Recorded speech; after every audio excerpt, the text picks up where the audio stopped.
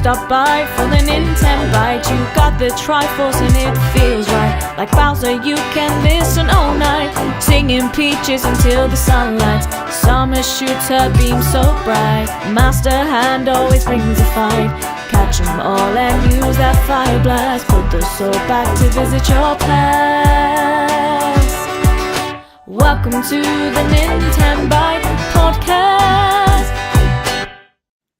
Hey everyone, welcome to the Nintenbyte Podcast, episode 20. We got a hyped show for you today. We got a person on the show who actually got to play Mario Party Jamboree Echoes of Wisdom in person.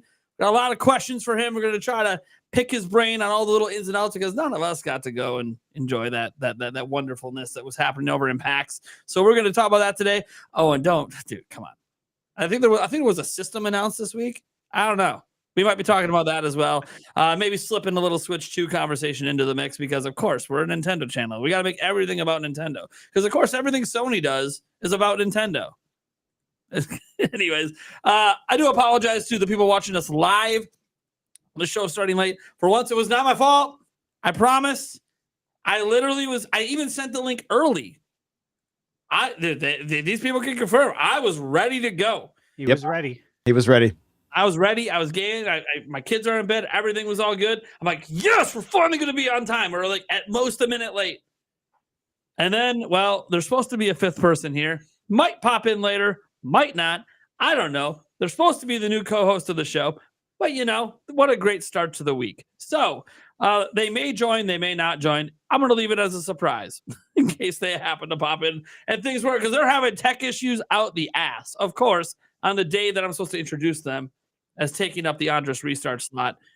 Rest in peace, Andres Restart. Just kidding. He's not actually dead. He's going to be on an episode. Oh, boy. He's coming on an episode in like a few weeks. So, but You heard it here first, folks. you heard it here first. Rest in peace. Wow.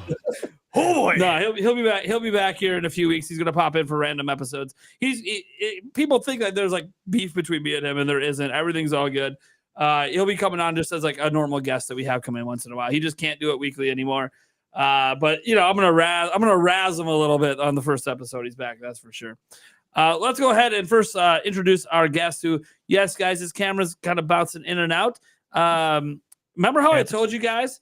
That one thing I did when building the streaming PC this year is I went to it because all streaming software, all streaming things focus on PC first. Well, that includes the software we're using tonight to do the live stream. It loves PC, and they did an update to it, and apparently it hates Mac, and that is what Josh is using.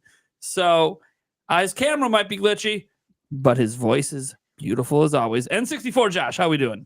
What's going on, guys? I am so sorry. So sorry about my camera. Is it freezing on weird faces? Like, that's the best. oh, yes. Okay. Well, guys, make sure to get some good clips. Throw them on TikTok. Tag me, please. I'll repost them for you.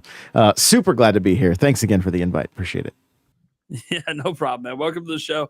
And then, obviously, you guys know co-host of the Mostest right now, Mr. Thunderstash Gaming. What's up, everybody? Very excited. A lot of cool things to talk about today. It'll be a very interesting episode. I just realized you're wearing a Goonies 2 shirt. Damn it. Well, I mean, you heard, right? No, I didn't. Oh, like a few days ago, it was announced the sequel is for Goonies. Oh, that they're finally doing it. They put out a promotional poster, and I'm like, shit, I should wear the shirt that was about the movie that never came out. Goonies 2. They're actually doing it. What? And they're bringing all the original cast back? Yeah, you know what? I was gonna wear my Indie Mania shirt too, and I'm like, you know what? I know it's tomorrow. Yeah. It's Goonies, man. It's Goonies, man. Jeez. Goonies never die. See, I didn't know what you were gonna wear because when I first saw you when you popped in, you're in the beater. You look like you just got jacked off a workout or something. I know what's going on. I'm like, holy shit! Is he replacing Andres Restart straight up? Coming in, it's just hot out here still in Arizona. All right. Let's see if this person is gonna work. Hello. We're good. Hey, look at that. Oh, you made it. All right. There he is. Hey, everyone. Let me tell you. What a nightmare. Well, welcome Game Junction, new fourth member of the podcast. Yep. and screwed up on the first day there. So I know now to use Chrome. Day I one, guess. half with hour late, baby. Let's go. Wait, are you on a Mac? Not on a Mac. Nothing wrong with Mac, by the way. Just Restream doesn't like them right now. They got to fix them. They did an update on their end, and now they got to fix some stuff. Yeah, they're having video encoding problems or something. All right. So Game Junction, how's it going, buddy? We're just in the intro. You didn't miss too much because we waited for you. How you doing, man? What you good over there? Can you? I don't know. Yeah, it just keeps cutting out again for some reason. Well, if the video cuts out, you're still good as long as you can hear us.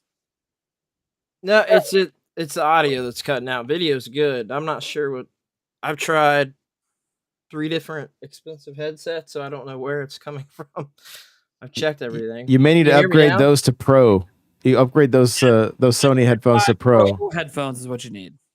Hey, these are the new Sony headphones. Thank you. I just have the old one. The Pro, they got to have even a better. Yeah. I didn't even want to use these. Honestly, I never use these. I use my cheapo ones for my podcast. They work just fine. I was trying to get this to work. So. Yeah, I sat there as I'm watching you get ready for the show, and I'm like, dude, he's wearing those Sony headphones. Like, what are you doing, man? Are you just PlayStation 5 Pro day one? No. It's not like that. It's not like that. $200 PlayStation headphones. I mean, come on. What's another $500 for a system? I actually have a good story about this. I got these for $50 2 weeks after they came out because the guy sold his PS5 for a PC. $50. I'm kind of confused how someone sells something to buy something else and you end up with $50 headphones. I mean, I'm not complaining. They're like $200 or something. I'm not sure how that story works. Yeah. Well, you know, whatever. You got $50 headphones. That's what it is. Well, they're $200 headphones. $200 to be fair. Whatever. They're not worth $200. I can tell you that right now. I'm not going to defend them. They kind of suck. Yeah, I've seen reviews. I was like, really? Yeah. Disappointment. It's kind of like the Apple Pro Max headphones. Like they're nice, good, but you can get better for that money, like better sounding headphones and stuff. I agree. All right. Well, welcome to the show, man. Hopefully the audio doesn't cut out too bad. You want to let people know who you are and what you got going on, and hey, your first day as co-host. Yeah. So I'm Game Junction. Basically, I just kind of do all sorts of gaming stuff. I don't kind of put myself in a box. I am I don't want to say I'm a Nintendo fanboy, but it's the company that I grew up with and that I love.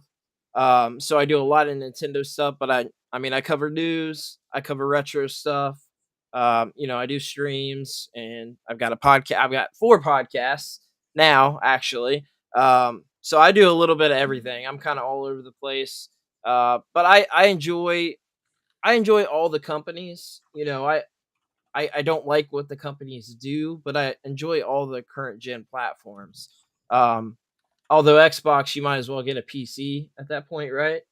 But I do enjoy, all the companies at this point in my life, and I just like to play games. I just like good games. That's it. Doesn't matter where it comes from. It's a good game. It's a good game. Play a lot of indie games. Play a lot of retro. Steve can attest to some stuff that we've talked about, but that's a little about me, I guess. So I'm kind of all over the place as far as gaming goes, but I do love Nintendo. So I was waiting for him to come in because he's wearing those PlayStation headphones and still just be like, "Yeah, I got them for $50." But really, I already have a Pro behind me. It's good to go. I'm such a Sony soy boy. I'm in here to ruin the show. It's all right. It's all right. He's gonna switch headphones. There you go. I hope you're happy. I had to give you some shit, man. I don't really care if you wear them. The Sony headphones, I've never seen them on someone. They do look a little weird. They got a really funky. They're weird. Yeah.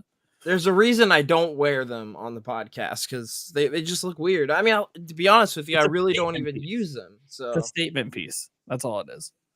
You think we could use an Xbox Live headset on the live stream? I do have the original Xbox. That would be funny, wouldn't it? Oh, I actually have that across the room, but I got the Xbox headset too. Oh, here we go. See, now where's your Nintendo Switch themed one? I have the Zelda one as well. The A10s, the Astros, the Astro ones. No, they're like kind of cheapo headphones. Oh, okay. Oh, I have the uh, I have Astro A10 Zelda ones, so that's Oh yeah, those Yeah, look cool. there's a really cheap one out there too. They released a while back. Yeah, it's like $25. I Yeah. just thought it was cool. Walmart I like Zelda, special. so yeah, exactly. So Thunderstash Goonies 2, you have blown my mind. I'm kind of excited. I hope they don't ruin it, but I'm excited. Yeah, I mean, yeah, that's always the hope that they don't ruin it. But I was legitimately shocked when I saw the promo like poster on Twitter. I'm like, I'm sure it's bullshit, just someone posting BS. And then I saw on a couple other things. I'm like, oh my god, they're actually doing it. And you think about it, guys. Like, Goonies came out the year I was born, 1985. So it's 40 years. 40 years later, we're getting a sequel. kind of crazy. Wow. I want to be excited, but it's like for a movie like that, I don't know. There's movies for me like The Goonies. I don't know if you guys have seen Stand By Me, but that's based on the Stephen King book. Like, there's movies like that where I feel like they just kind of probably shouldn't be touched again. So I don't know. I don't know. We'll see. Yeah, that's the thing. It's one of those we'll see because it was such a classic. Would have been cool if the sequel would have happened back when, it probably should have happened. But so now they're all massively adults at this point, probably with their own kids. So we'll kind of see what goes down. It's going to probably be hopefully good. We'll see. I don't know. I'm a little nervous. just A excited to couple see of people- Thanos and Goonies. That's all. Aren't a couple of the people dead as well that were from the Goonies? Isn't there Maybe several, like, important- maybe some of the Fratellis. Yeah, I could see if some of them maybe. Yeah. Maybe Yeah. the mom's probably Yes. she's pretty old back in 85. She passed away. Yeah, I do remember that. She probably crashed that Forerunner that she was going 90 miles an hour on the beach with. Yeah, and some of the parents. Yeah, and some of the parents of the kids have passed away. But I mean, like, look, you don't need them now because their kids are little adults. Yeah. The movie's gonna be all about their kids. Yeah. Yeah. That's what it's probably going to be. Probably about their kids. But like, Yeah. have the whole cast there. I wonder if it's going to be like a double adventure. Maybe they got to save the kids because the kids go do something crazy. Maybe. Yeah. Yeah. I don't know. We'll see. I have no clue. As long as Chunk is back, I'm good. He's Oh, super very well ripped. be. Yeah, he is. He's just super ripped. Dude is jacked, man. What He is what is jacked. what does Chunk do? Is he a lawyer or an attorney?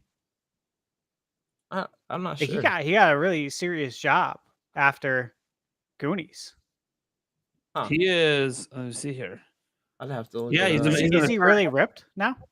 Oh, No, I was just being a smartass. No. Okay.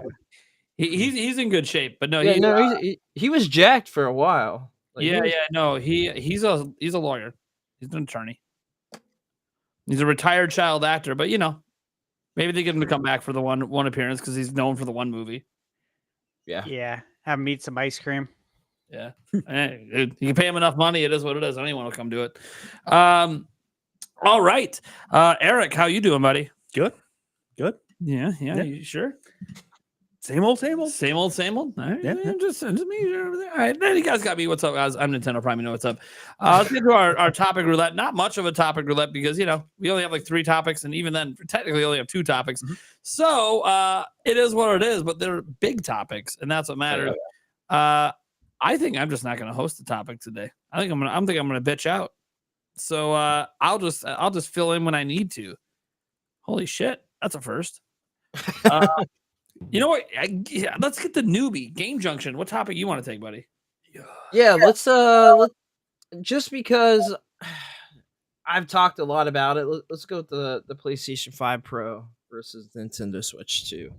Because I mean I feel like that's kind of an easy one. Like I have not seen too many people defend the price of that console. What happened? Yeah, it's a thing.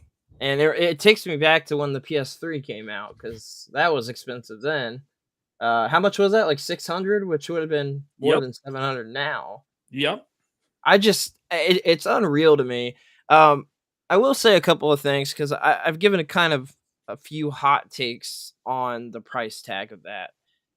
The thing is that they do lose money on those console sales. They're putting more hardware in there better hardware, and they're doing the AI upscaling. They're doing all this other jazz to it. It's it's really for a connoisseur, but at the end of the day, like they're losing money on these console sales because of the tech they put in. So I mean, who wants to buy a $700 console?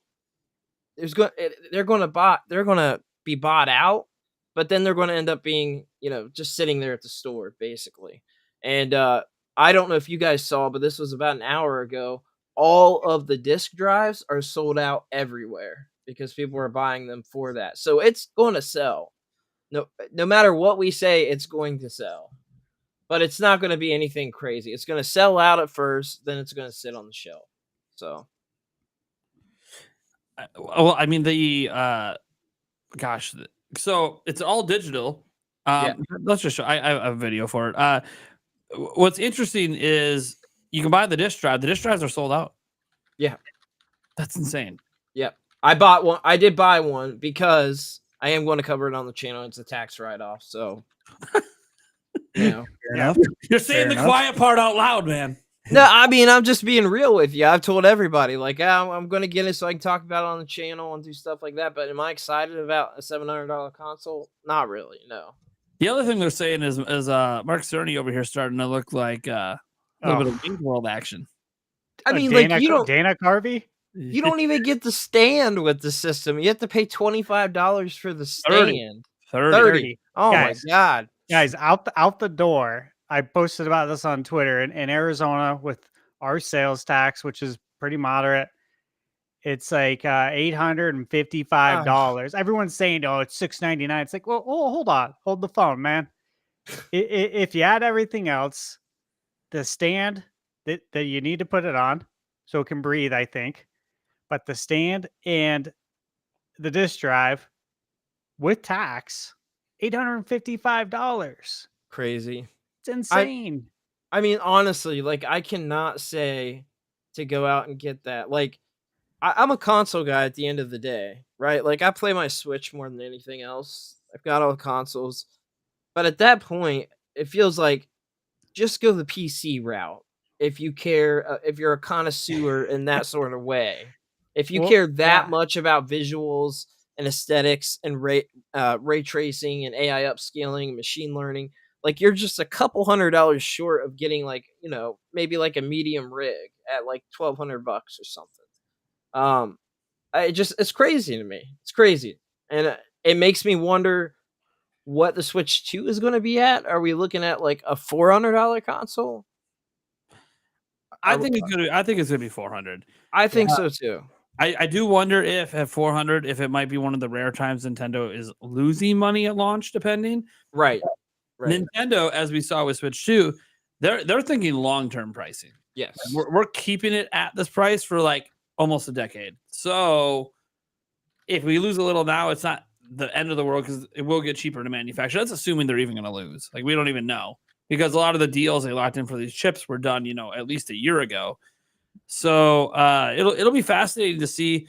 I know some people saw like the price point of PlayStation 5 Pro, like $700 here in the US. By the way, obviously that's just for the base system. You want physical, you got to throw $80 on for the drive, and you got to throw $30 on for the stand if you want to stand it up instead of going sideways. Which why they took the stand out of the box? This isn't the first time they did it. They did it with the slim models as well. I don't really understand it. It's still a plastic stand. It's not metal, and they included the plastic stand in the original release. And on top of that, they don't include it with the all digital version, and the digital version went up $50. I don't. They're amplifying everything. They're removing things and charging you for it. Yeah, how can you support it and stand for that? I mean, I just don't. I don't even know. You get it, stand for it. I saw it. You guys get it? I just I get it. Yep. Oh yep. man.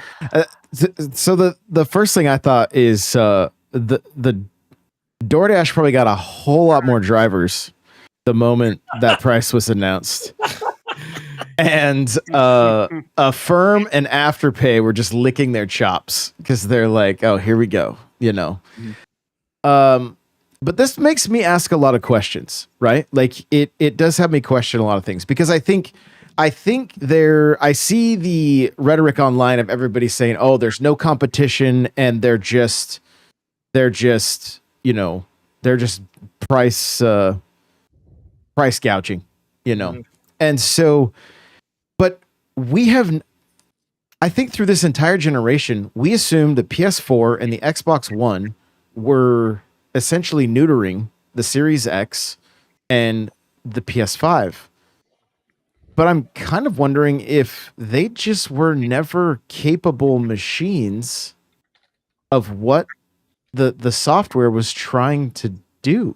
Like that it wasn't necessarily that they were trying to make it run on the older systems, but that these newer systems just weren't up to par like they were supposed to be. And again, I'm more kind of like asking this as a question just to kind of like for conversation, but like it does not feel like there has been that killer app this generation that we were all blown away by and like really had to like run out and go and get one of these systems. There's been good stuff on all the systems, don't get me wrong. But I'm wondering if I guess maybe my question to you guys is, do you think there's a chance that the price is justified to get these games running the way they need to, or is it corporate greed?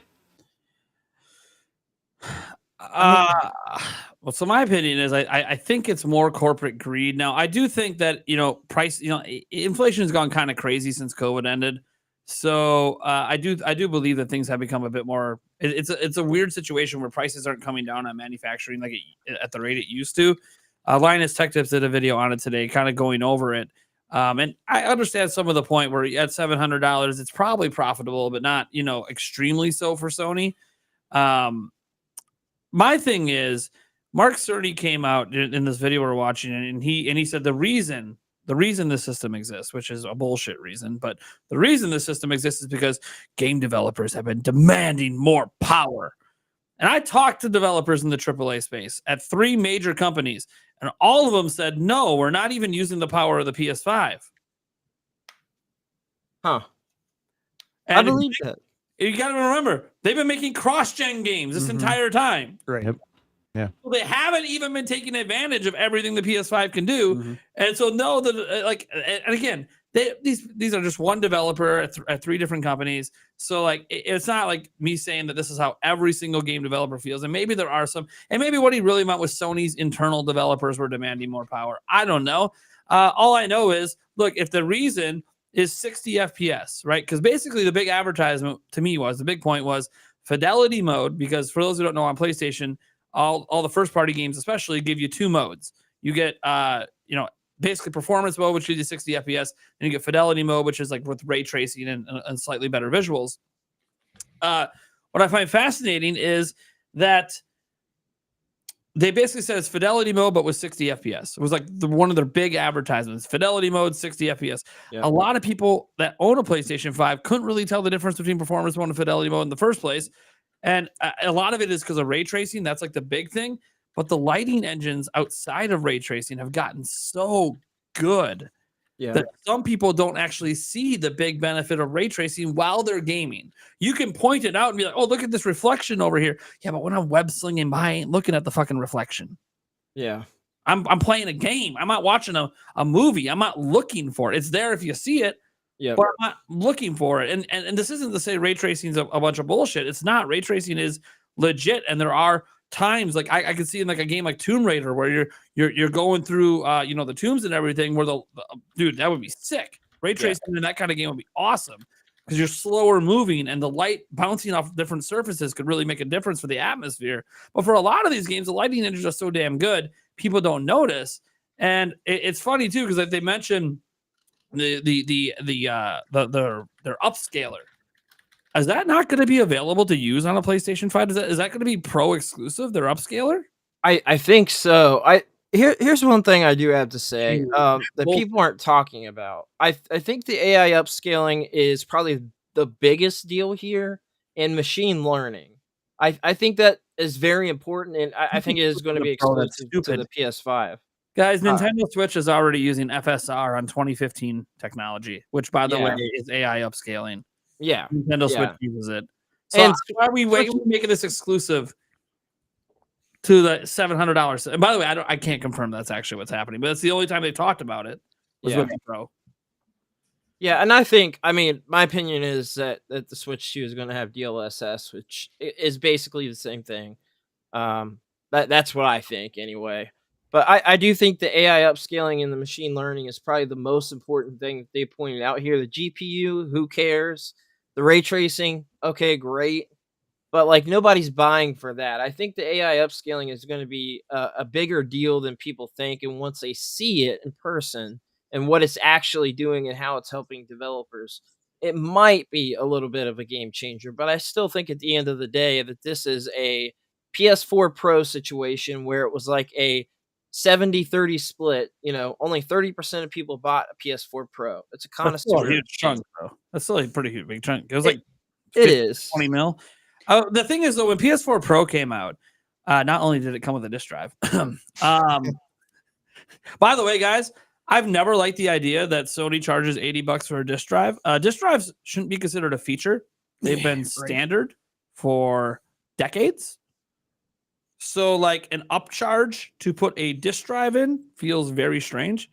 That being said, I'm not saying they don't cost anything. I'm just saying that, like, you say, oh yeah, well, go get a Blu-ray drive, for like $60, for external for your PC. I'm like, that's fine. That's not what Sony pays. They own the tech. Mm-hmm. They own Blu-ray. They own the technology. Yep. It's Sony's tech. They are the cheapest for Sony themselves. They are the cheapest company to make Blu-ray players. So, like, it does not cost them what it costs at retail for us. It never does, anyways, for any of these companies, because obviously they're charging for profit. Usually pretty big margins too. And just like the iPhones, I'm going to get the new iPhone, the 16 Pro Max or whatever at the end of the month. And guess what? It's like $800 of profit for Apple, because that's how it doesn't actually cost anywhere near that to make the damn thing. Mm-hmm. Welcome to tech. So, like, that's what I'm saying. Like, what we pay is not what it actually costs these companies. I guarantee you that they're making that disk drive for like fucking $5. Oh yeah, be charged. Put it in the damn system. I get that. Oh, I don't want to pay extra for features I'm not going to use. I'm an all digital user. Then be all digital. You can still do that with a disk drive. It's stupid. So, like, I'm very frustrated with the whole situation because I'm in the market for a PlayStation 5. I was waiting because I'm like, hey, I might as well get the Pro if it's coming out. But it's like, I can't support this whole nickel diming, removing features, charging to get the features back. By the way, that they're doing. And you can say, well, they had it all digital from the beginning. You're right. And then from the beginning, they included a stand. And now they don't. So bare minimum, even if you went all digital at the very beginning of the gen, they took your stand away. And no, your old stand is not compatible. You have to get the new stand. And it's $30. So with that, plus tax, already without a drive. Forget the drive. In the US, base system plus the stand, to put the system the way I want to put it, the way I could put the PlayStation 5 from day one, $800 with tax. And what's kind of crazy is that the PS5 actually sells a lot of physical copies still. They're one of the PlayStation and Nintendo still sell a lot of physical copies. So but you have first party games. They sell a lot of the physical copies of the first party games. Yeah. I don't know. I think it's a whole mess. I think it's stupid. I think it's the PS3 all over again. The launch of that PS3 was an absolute nightmare. And then, it didn't really get better until the Slim came out, right? Because of the cell processor and all that stuff. Do you think Sony's doing this because they don't think they have any real competition right now? I do. Yeah, I do. I think Nintendo is in their own bracket. They're doing their own thing. They don't have to compete with Xbox. There is no competition anymore. So, yeah, I think so. I do believe that. It's interesting because, when we think about, like, a number one question I've seen come up, obviously, on my channel as a Nintendo channel since this was announced is, hey, how does this impact Switch 2? And I'm like, well, it makes it look like no matter what Nintendo announces, it's going to look good in comparison to this.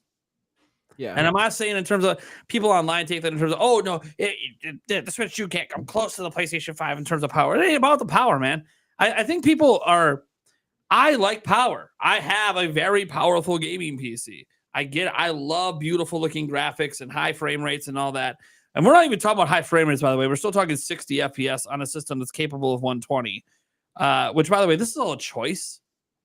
Frame rates is a choice. Developers can choose to prioritize frame rates. They just don't because they think graphics sell games. And what's been the conversation all year? AAA gaming doesn't seem to be too healthy at the moment. Look at Ubisoft. We were just talking about it before the show. Ubisoft is tanking hard. Their games aren't doing well. We just saw Concord for Sony just flop. Absolute flop. What game's not flopping? Oh, Astrobot. Let me tell you, Astrobot could be made and could run on a Switch too. I'm just going to straight up say it right now. They don't need a PlayStation 5 to make that game. Although, I want to give them credit. The actual controller, they do really cool shit with the controller. They did. The haptics are cool. Yeah.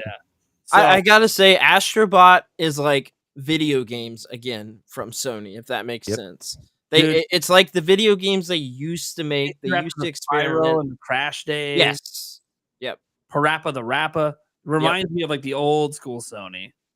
Yeah, I miss it. I miss it a lot. I love old school Sony. I think they were great, man. They were a great one company. Of the biggest benefits to gamers in general is if AAA games keep crashing hard, you're going to see the return of the old school Sony. The smaller budget, the more experimental games. That'll be exciting because, by the way, it's what Nintendo's been doing the entire freaking time. They bet hard on, hey, let's not make every single game an 8-year AAA game. Let's just pump out a bunch of AA small budget games and sell them at full price. And you know what? Turns out they made the right bet in the end because the AAA industry doesn't look sustainable at the moment. It doesn't. No. I personally believe, I just talked about this on the channel recently, I think it needs to burn to the ground, AAA gaming, and rise back up and start over again. That's how I feel 100% with AAA gaming. I just think it's a joke right now. I think it's a joke. I mean, there's select franchises that'll be fine. GTA is going to be fine. They can spend $2 billion and make that game. They make so much money on GTA, it's insane. But those are like the rare games that can like have that kind of budget. Like at this point, Zelda's entered the territory. They could spend $200-300 million on a Zelda game. It's going to sell 15 to 20 million. Yeah, Pokemon could do it. They just don't. Pokemon probably should be doing it, but they're not. That's a totally different story there. Yeah. But like there are select IPs that could do it. Like even for Ubisoft, like Assassin's Creed felt like a safe IP to do it with, but then they kind of pissed people off in Japan with their historynomics and like they talk about how like, oh, this is all fake. Yes, we know the general story of every Assassin's Creed isn't real, no shit, but it was always fairly historically accurate in many different ways. And then you went after a culture and made things not historically accurate. And that pissed off that culture. So that could have ended up impacting sales. Is it going to hurt sales in the West as much? I don't know. But maybe it'll definitely hurt it in the East. So I kind of look at this as a unique situation for gaming where I don't think what Sony's doing is insane. I think it is, we don't have any competition. The only person people worry about is Nintendo. Nintendo ain't pushing power, so we're not going to worry about them. So if we're going to have something over Nintendo, we need to, before Switch 2 comes out, we need to start pushing all third-party devs to just push the visuals and push things so far that you don't want to take it to Switch 2. Yeah. But here's the thing.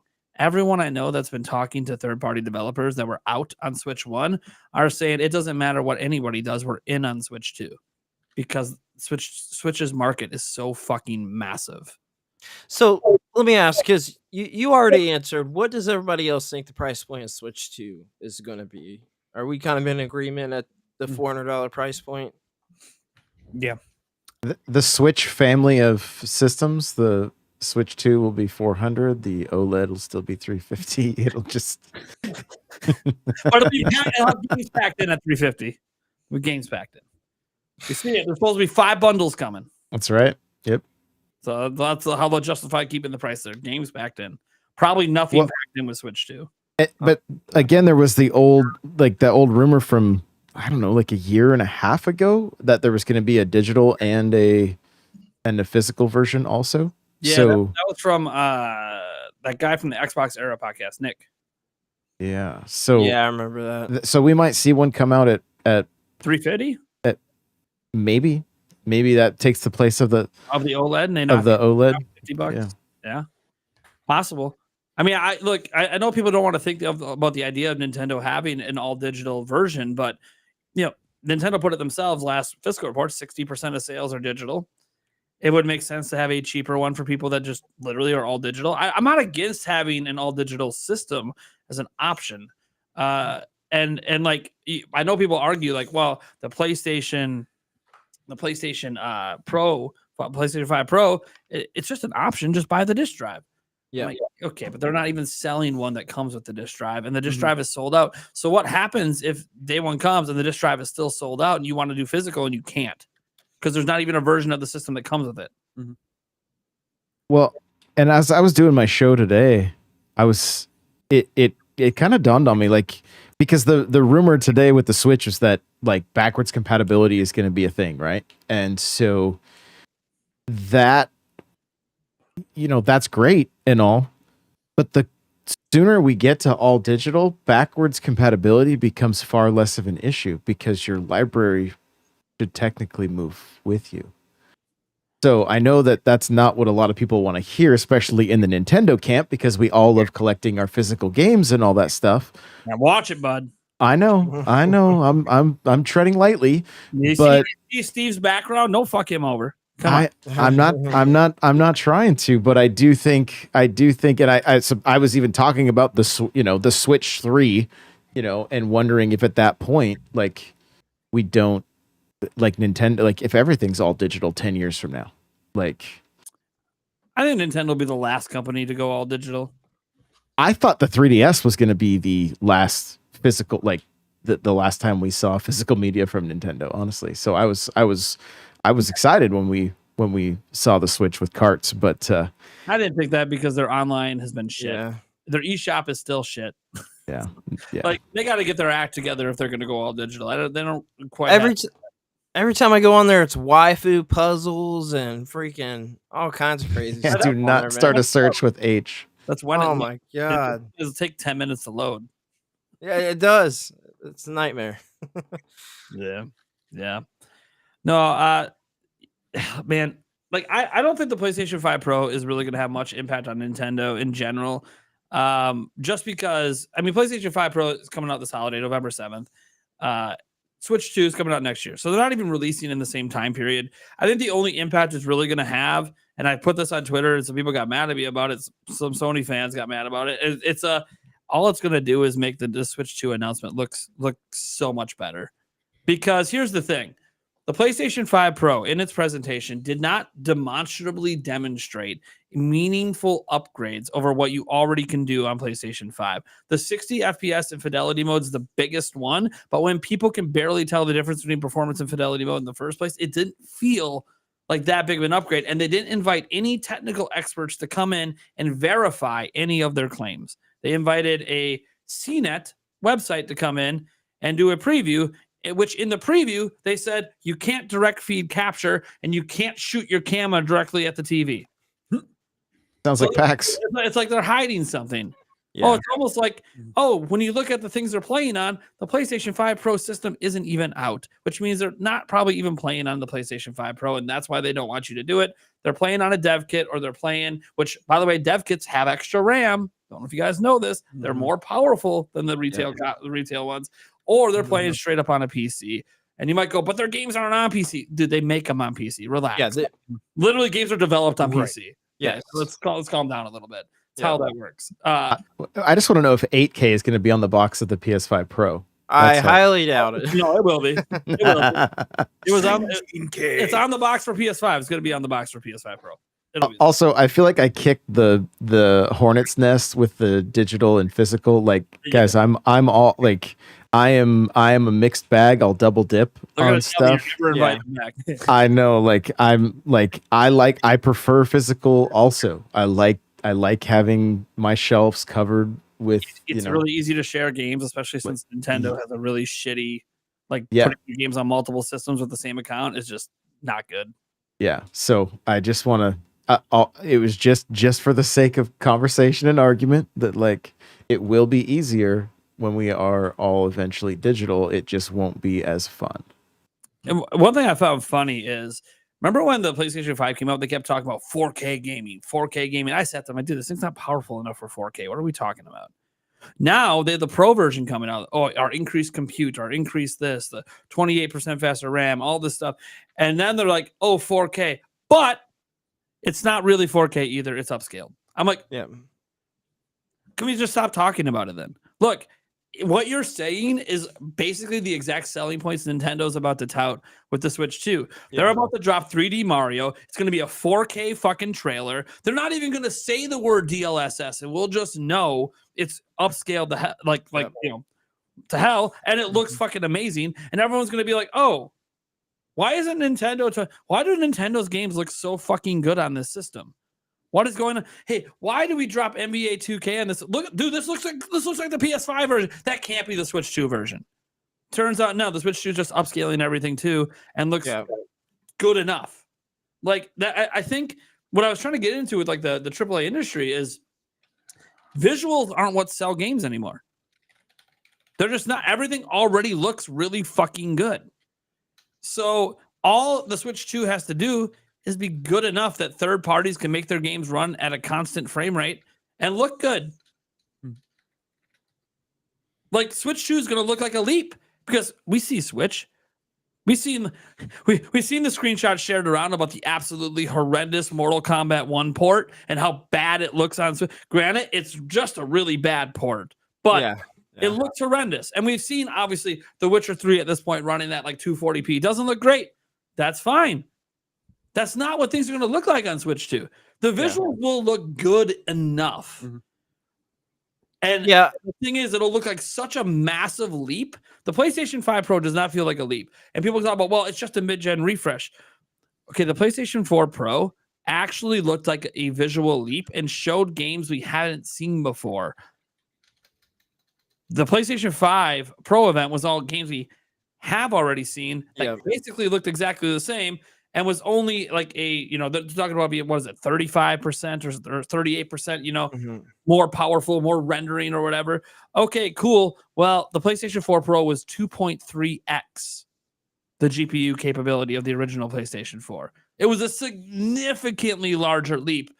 And of course, different times, they launched it at the same price as the PlayStation 4 originally was. I know it's different times. The economies are all different today. So I never expected PlayStation 5 Pro to launch at 500. I didn't see that coming. No. But I was like 600 maybe, and I was hoping that was with a disc. They didn't do it with a disc. All that's going to happen is if Nintendo comes out, they say $399, they say spring 2025. That's if it's announced this year. And they just go, hey, here's the couple third-party games that were in the PlayStation 5 event? Yeah, they're here. Oh, and here's Elden Ring. Oh, and here's this other game that you didn't think we could have. Oh, and by the way, we end with GTA 6 followed by 3D Mario. Have a good day. Mic drop. And GTA 6 ends up looking fine. Maybe it doesn't look quite as good as the original trailer, but it looks so good. It looks good enough that people are like, oh, yeah, this is fine. I mean, I assume you guys have all seen DLSS next to actual 4K footage and how hard it is to kind of tell the difference with some games. You can barely tell. So, I mean, if that's implemented into the Switch, I think it's a big freaking deal, man. Call of Duty is going to be in the trailer for sure. That's going to be a game changer for the Switch. I mean, I just think they're going to have Black Ops 6 in that damn reveal trailer if it's this year. I think it's going to be a game changer. The DLSS, I've watched a few YouTubers. I won't name any names, but kind of talk down on using DLSS, and it's like the cheap way out and stuff like that. But it's cheaper for developers to use that, for one. It's the cheap way out. Then what do they have to say about PlayStation 5 Pro? They're doing the same thing. Look, some of the people that I see talk about stuff, I'm not going to say names. I think it's ridiculous, but that's a whole other thing. The funny thing about the cheap way out is you still have to develop your game with it in mind. Yeah. And this will be the first system in NVIDIA's technology history that everyone who buys a Switch 2 will have the capability, meaning for the first time ever, games will be developed with it in mind from day one. Mm-hmm. Meaning it will actually see maybe even better capabilities than we see on PC, where a lot of it's just tacked on because they're supporting all these different types of hardware and even supporting multiple different types of upscaling. Mm-hmm. Then you have this. So Look, Nintendo's kind of in a no-lose situation right now after this because the negative reactions are so strong. And it's not just people like me that are like Nintendo fans. It's everywhere, man. I'm seeing PlayStation YouTubers are just trashing the shit out of like, what the fuck was that? It didn't even look better. And you're charging me how much? And you're removing features? What the fuck is this shit? Why would anyone buy this thing? It makes no sense. Of course, there's going to be people that buy it. There's ballers out there. You got the ballers. Yeah. Ballers always want the latest and greatest. They're plopping down that money September 26th. That's the pre-order date. And they're going to, whatever. It's going to look so amazing on my 8K, $25,000 OLED TV. All right, cool. It's not going to play at 8K, but you enjoy that. Yeah. I can't see if you currently own a PlayStation 5. I don't understand why you would upgrade. If you don't own one, I can see the internal debate a little bit if you buy into the marketing, like it's the best way to play Sony's games. Because let's be honest, if the PlayStation 5 Pro is for the hardcore Sony fan. Yeah. It's for the people that they buy PlayStation specifically to play Sony exclusive games. And there's not as many of them on PS5 because they're been also on PS4, and they bring some to PC, like Helldivers 2 is day one on PC. But still, Spider-Man 2 is still just on PS5 officially. God of War and all these others. Astrobot might never leave PlayStation 5 because it's a mascot game for them. Yeah. So I look at this as Sony is making this system for their hardcore, their most deepest pocket, want the bleeding edge or whatever stuff. And that's why I think it's still going to sell. I just don't think it's doing like 15 million like PlayStation 4 Pro did. Because that hit a different market because a $400 price point, that feels much more friendly to a mass consumer, which is why, I mean, people even said because of this, Nintendo could be like, hey, we're charging 500. And people still would be like, hey, that sounds good to me. I'm not saying Nintendo will. They could, especially if they're doing two versions and it's all digital at 400. But I don't want Nintendo to go to those prices. And Nintendo has been very price conscious. They've messed up a couple times. They messed up with their prices. They met 3DS, $250. Turned out they were charging too much. They had to cut the price. Nintendo doesn't want to have to do that. That's why I think the $400 price, even if it's like the first system Nintendo at launch, might lose a couple bucks on per sale. No one's buying it without buying a launch game. Yeah. They'll be instantly profitable off one game purchase. So I tell you what, I mean, this is just my opinion. I just don't care. I think it's cool because I like tech in general. So just all tech. Like you were talking about the new iPhone. I'm going to get the new iPhone. I'm going to upgrade to that. I like new tech, but I also play NES games and Atari 2600 games and Super Nintendo games. Like I just like fun games. So to me, I don't buy a game because of the visuals. If that makes sense. I've never done that in my life. I mean, I just play games that look fun. I mean, that's it. But I feel like there's got to be a lot of other people out there like that, but I don't know. Yeah, man. Steve, what are you thinking over there? You're always calculating over there. That's what I'm just listening to you guys. There's been a lot of discourse, of course, on the PS5 Pro. The price, I still think it's very expensive. Obviously, I think the first thing I thought about was, what does this mean for the future of next-gen console pricing? PlayStation 6. Yeah, like PS6. I'm not concerned about Nintendo's pricing because they've never competed on who can charge the most money for a console. That's not their name of the game. It never has been. They're an affordable console. That's how they'll always be. So not concerned there, but more or less the next gen Sony, I would say the next gen Xbox, but I don't know because you can play Game Pass on a Roku now. So I just don't know what they're going to do there. Obviously I've talked about it before. I think they're very interested in cloud, and it's not just because I think it, but they're one of the. I've spent, I think, more money than any company on cloud. Well, they had a whole unit that they made that got scrapped. That was a cloud unit. Yeah, and I still you believe they're guys going remember? that route. I believe that. I'm with you on that. I do too. And you remember when they went to court and, with the Activision stuff, and a lot of things were brought up about cloud monopoly and Mhm. how if they got Activision, it could be some sort of monopoly with the cloud.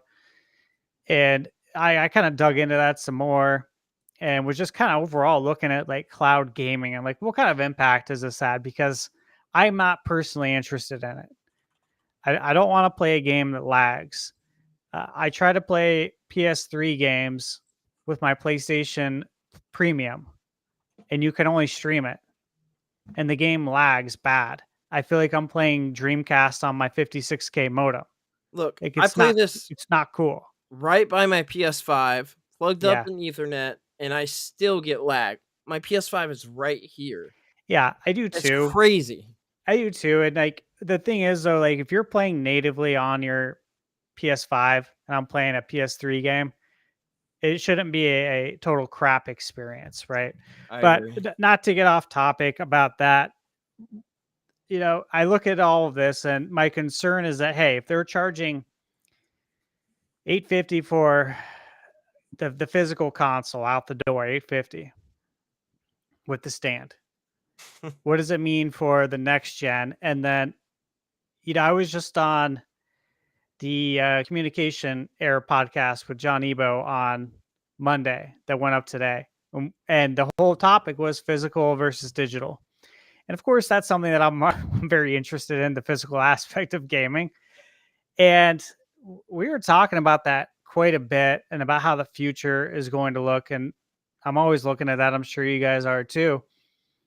And I think the fact that Sony only released one SKU for the Pro and it's digital is very telling about where we're going in the future. Oh, yeah. I mean, like I told you, I've said this before. I really think that Microsoft and Sony would love to exit the physical business together and share the blame amongst all the people that will be upset. Yep. I will not be upset because I know it's coming and because it's an uncontrollable, right? There's controllables in life and uncontrollables. There's only a few things you can control. This is obviously an uncontrollable. I'm not going to be upset about it. It is what it is. That's life. But I can just see it now.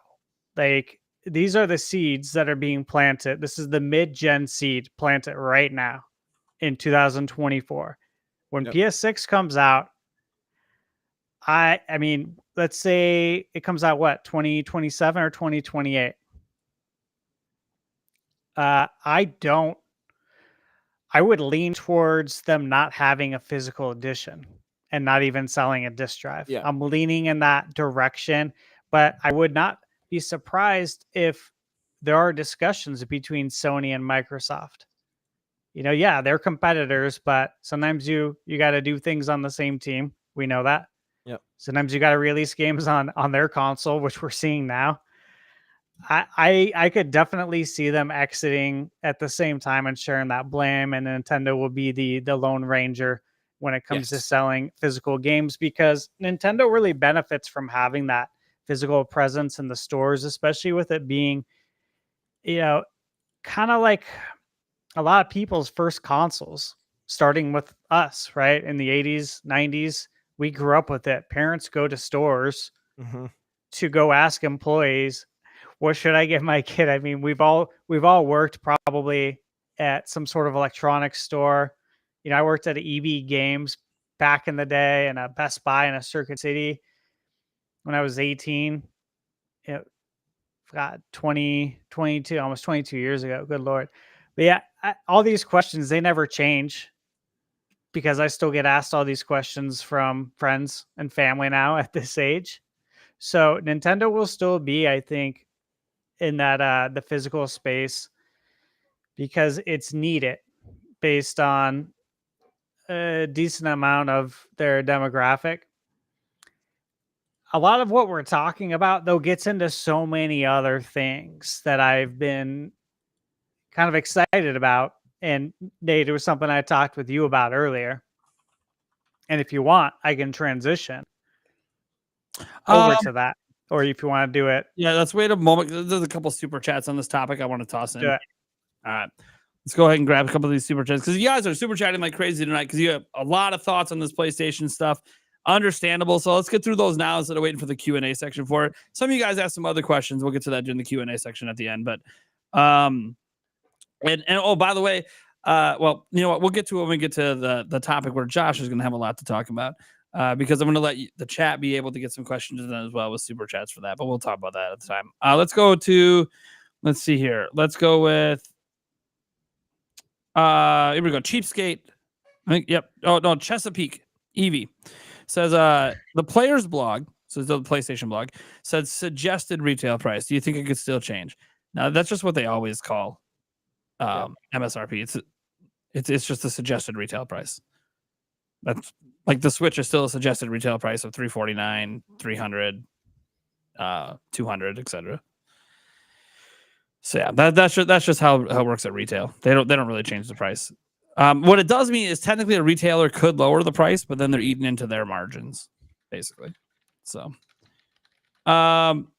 we have a comment here from Demonic Brawler for $5 saying PlayStation 5 Pro is ridiculously overpriced, but sales will boost when GTA 6 comes out. It's sad. I mean, here's the way I look at it. The PlayStation 5 Pro is going to sell. It's going to sell some, and the GTA 6 will probably be the biggest boost to its sales if you want it, because GTA 6 won't be on PC at launch. So the best way to play it, if you want the best possible visuals and experience and everything, is going to end up being on a PlayStation 5 Pro. But I also look at it like this: like people are able to spend the money on whatever they want, and if you're someone that could just casually drop that kind of dough and it's not a big deal, more power to you. You know, like in the end of the day, I'm not here to tell people how to spend their money. It's your money. So if it goes to sell a few million next holiday, you know, say it sells 5-6 million because of GTA 6. All right, cool. I mean, does that mean PlayStation got away with it? Well, let's see where PlayStation 5 ends up in sales. We don't know. There's not even a guarantee PlayStation 5 is going to sell over 100 million. It's behind the pace of PlayStation 4 right now, which sold 114 million. So there's not even a guarantee that this is going to be a 100 million console for them, which would be the second time ever. So they're trying to get to that. Now, GTA 6 might help guarantee that, by the way, because I'm talking about the boost in the sales of PlayStation 5 Pro. PlayStation 5 sales in general are going to be massive next holiday with GTA 6. It's going to be huge. So GTA 6 might be what guarantees the 100 mil for them. Which, again, is also a reminder that Sony is heavily reliant on third-party games pushing the sales of their system, such as a GTA 6 or the yearly Call of Duty. But there's that caveat. There's that wrinkle. What happens if GTA 6 is on Switch 2? If it's on Switch 2 and it runs good enough, people might go, but I can play this everywhere all the time, even without internet. Which is the caveat with Portal. It's got to have internet. Well, if you don't have internet, you can still play GTA 6 on the go and on your TV, and it happens to look pretty good on the TV. Maybe you're not getting 4K. Maybe you're only getting 1080p, but it could end up looking good enough, you know? There's a lot of people out there, by the way, still rocking 1080p TVs. They never bought the 4K ones because their 1080p TVs never died. Mm-hmm. So, anyways, yeah, that's really, I think, the thoughts for that one. I mean, GTA 6 is obviously going to boost. I don't know. You guys have anything else you want to add? Are you going to be mad if PS5 Pro sells really well? I'm going to be so angry. I'm going to quit gaming if it sells well. No, I you know, again, it's your money. Buy it. Yeah. It makes no difference to me. And I love new technology. I love it when new stuff comes out. I want it to be sold. I did. I want it to be sold. Mm-hmm. I always want to be when it comes to something like this. I rewatched the stream because I watched it on your channel, Nate. And of course, this is a live stream. So I'm like, you know, I want to watch a native 4K on my TV and see if I see any difference in the details. And I did a little bit. Yeah, sure. Yeah. Sure. And it looks better. Yeah. There's no doubting that. I'm just not wowed by it. I want it to be.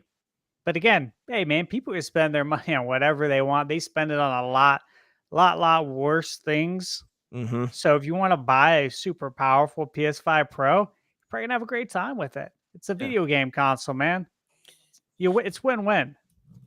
You know what I was shocked to see? The Linus Tech Tip video today pointed out that apparently in the US, the cost of a PlayStation 5 Pro is the average people are paying for car payments every month. I've wow. never had a car payment that high. I put it down on the car not to have it that high. I know all about that because of mine's working in not. mortgage. I saw everybody's DTI, their debt to income ratio, and let me tell you, man, I saw car payments, plenty of them. Plenty, well over $1,000, $1,000 to Lord. $1,500. I've seen some of the stupidest shit you'll ever see, and I saw it on a regular basis. I lost faith in humanity, seeing Yeah. people's DTI. No, I'm serious. Like the logic, talking to them on the phone, and it just trust me, there's some wild stuff, man. And this happens all the time. Okay. I've seen credit reports that are 10 pages long. It's sickening. But that's America. Sadly. Man. Yeah, it's crazy stuff. So Taker 610 has a question. Maybe Steve knows this. I'm not sure. What did the 3DO retail for back in the day? I believe it was 800. Was it I 800? think it was more than 600. I believe it was. I have one. No, it was I love the 3DO. Yeah, that was a very expensive system. I know that. I think it was $699. $699. Yeah, I Okay. thought it was $7. Yeah. But then you got to ask, what did Neo Geo retail for? Oh God, Neo Geo was because I know the AES at one point I don't want was to go there. I don't want to go there. 800. The AES games were $250. Many of them. Yeah, they were. I mean, it's like it's King a of console. Fighters, Samurai Showdown, Fatal Fury. I am Super a Spy. Neo Geo connoisseur, right? Oh, that's But- an expensive thing but to be no- a connoisseur of. Well, here's the thing. I don't buy the games. I've got a cart from Terra Onion, FPGA cart. Play all the Okay. games the way that they were, meant to be played. Yeah. And I'm fine with that. So I love it. In I have fact, a Neo Geo arcade in my arcade. I think you may have showed that to me, but that's crazy. They also make MVS carts too, so you can play the full library FPGA. That's cool. So Yeah. I'm such a nerd. Free Metroid Hat comes out here and says it would be really funny if Nintendo came out for the Switch 2 reveal, and the first thing they say is $399, kind of like Sony did for PS1 at E3. Yeah, if they started off before they even showed the system, just a silhouette of $399, and then it fades out into the Switch 2, I'd be like, Nintendo knows what they're doing. Yeah, they're trolling. I don't know if they will. That's not really Nintendo's way of doing things. That's very much a Sony being cocky kind of thing. But yeah. Let's see here. We had another one in from Demata Brawler said, by the way, the overpriced PS3 back in the day came with a disk drive. Technically a better deal. Who was it at E3? What was his name? Was it Kaz? Oh yeah, Kasserai. Oh yeah, that's yeah, right. Yeah. I forgot about that. $5.99. Well, I was watching that E3 and I was like, "Holy shit, what?" I was like, "This is insane," and it was just so funny. It would be funny if social media existed back then the way it is now, and seeing everyone's reaction to that E3, man. Oh my god! I'll tell you what I miss. Years ago, I used to, because I used to work with a couple Nintendo websites and stuff like that. I used to watch all the events and tweet everything out, as it was announced, and nobody else was really doing it the way they are now, like Wario 64 and things like that. Yeah, where they're tweeting it out. I thought that was so fun. I miss that era when nobody was really doing that. it was just like a endeavor of my own. I thought was kind of cool. You know what I miss, and I miss and I don't miss. I miss going to planetgamecube.com Oh yeah. and ordering the E3 DVD from them so I could watch E3 because I had net zero dial-up internet and there was no way I was going to be able to watch any of these Yeah, game previews for what's coming out. So I had to buy the DVD. I love it. Mhm. I love it. That's That's funny. awesome. Yeah. Last one for this particular topic we have here is Demonic Brawler coming in. Wait, no, not that one. That one's saved. This one. He says, I meant it's sad because of GTA 6. It's on Switch 2. I'll go broke picking up PS5 Pro. And what he meant was if it's not on Switch 2. Yeah. Yeah. I think a lot of people, some Nintendo fans feel that way a bit because, like, hey, if you don't own a PS5 and then GTA 6 comes out and it's not on Switch 2, I mean, it's going to be pretty tempting to pick up the Pro if you have to go get a PS5. Just because if you're a huge GTA fan and you know you're sinking 1,000 hours in, yeah, you can see you wanting that experience. If you have to get a PS5 anyways. I mean, technically you could wait. It will be on PC someday. It will be. Absolutely. Oh yeah, 100%. Do you guys think GTA 6 will end up on Switch 2? I think it will because I think Rockstar wants 300 million in sales. We might get Chinatown Wars 2, but hey, that's actually a really fun game too, by the way. Yeah, played it. It's good. No, I think it's a possibility. DLSS for sure. I mean, it's a possibility. It can do it. The upscaling technology is insane. It's above what people think it is. So I think it's possible. Sure. All right. Before we transition, Eric, Yeah. what are your thoughts on all this madness, man? PS2 or PS2. Jesus, yeah, that's way too freaking expensive too. But no, the PS5 Pro is it I don't know. That from what I'm seeing here, it doesn't seem like it is necessary because let's face it, you haven't even stopped PS4 freaking design, so how do you know that what the PS5 is fully capable of yet? You haven't really pushed it. And so that also kind of leads me into two questions for you guys. One's kind of a joke question, and the other one's actually a little bit kind of more serious. One with Nate had mentioned the epic failure that was oh Jesus, what the hell's the game name again? I just spaced it. Concord? Concord. Do you think that is part of the reason why the PS5 Pro is $700? They got to try to recoup some of that money. That'd be why they increased the controller price by $5. So that's kind of the joke question. Obviously, I'm not really expecting an answer on that one. But the actual serious question is they said that game devs are asking for more power. I don't know if that's necessary. We've made so much stride in visuals right now that it seems like it's diminishing returns right now. And at what point do we look at the devs and go, okay, we're at a point of diminishing returns on our visuals. How about you go back now and actually start optimizing these games so that they can use the power, they can use these things to the fullest extent of the machine. Yeah. But why? When they can just sell us the machine that was going to do everything the first one was supposed to. Yeah. Oh man. All right. Thunder, you can transition if you feel like it. Yeah, let's do it. All right, so here's some interesting stuff. I got a few bullet points here that I'll go through. And let me hit this first one. So, of course, we're seeing like the PS5 Pro. I got to thinking about a lot of things about the future and what things could look like for Switch 2. And the PSRR is what their version of DLSS. They're branded basically version. Okay, so we all know the rumors of the Switch 2 having DLSS, and I fully expect it to. Yeah. Especially just seeing how the tech works.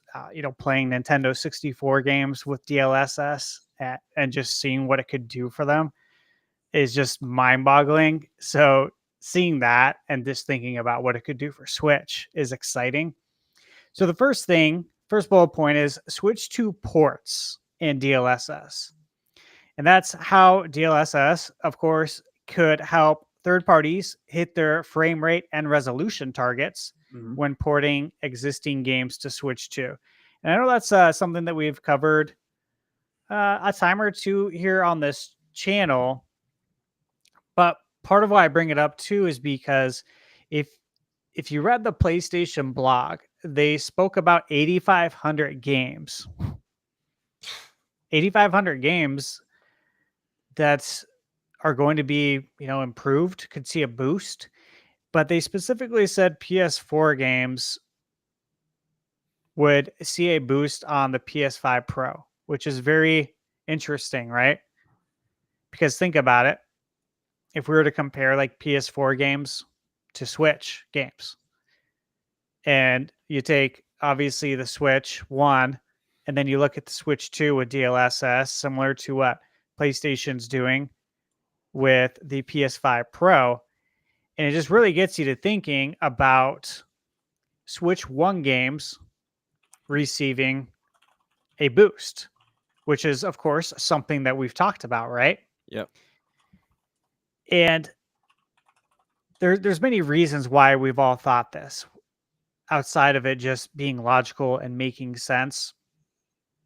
But it's even been in some of the codes, right? Like you look at Paper Mario, The Thousand Year Door.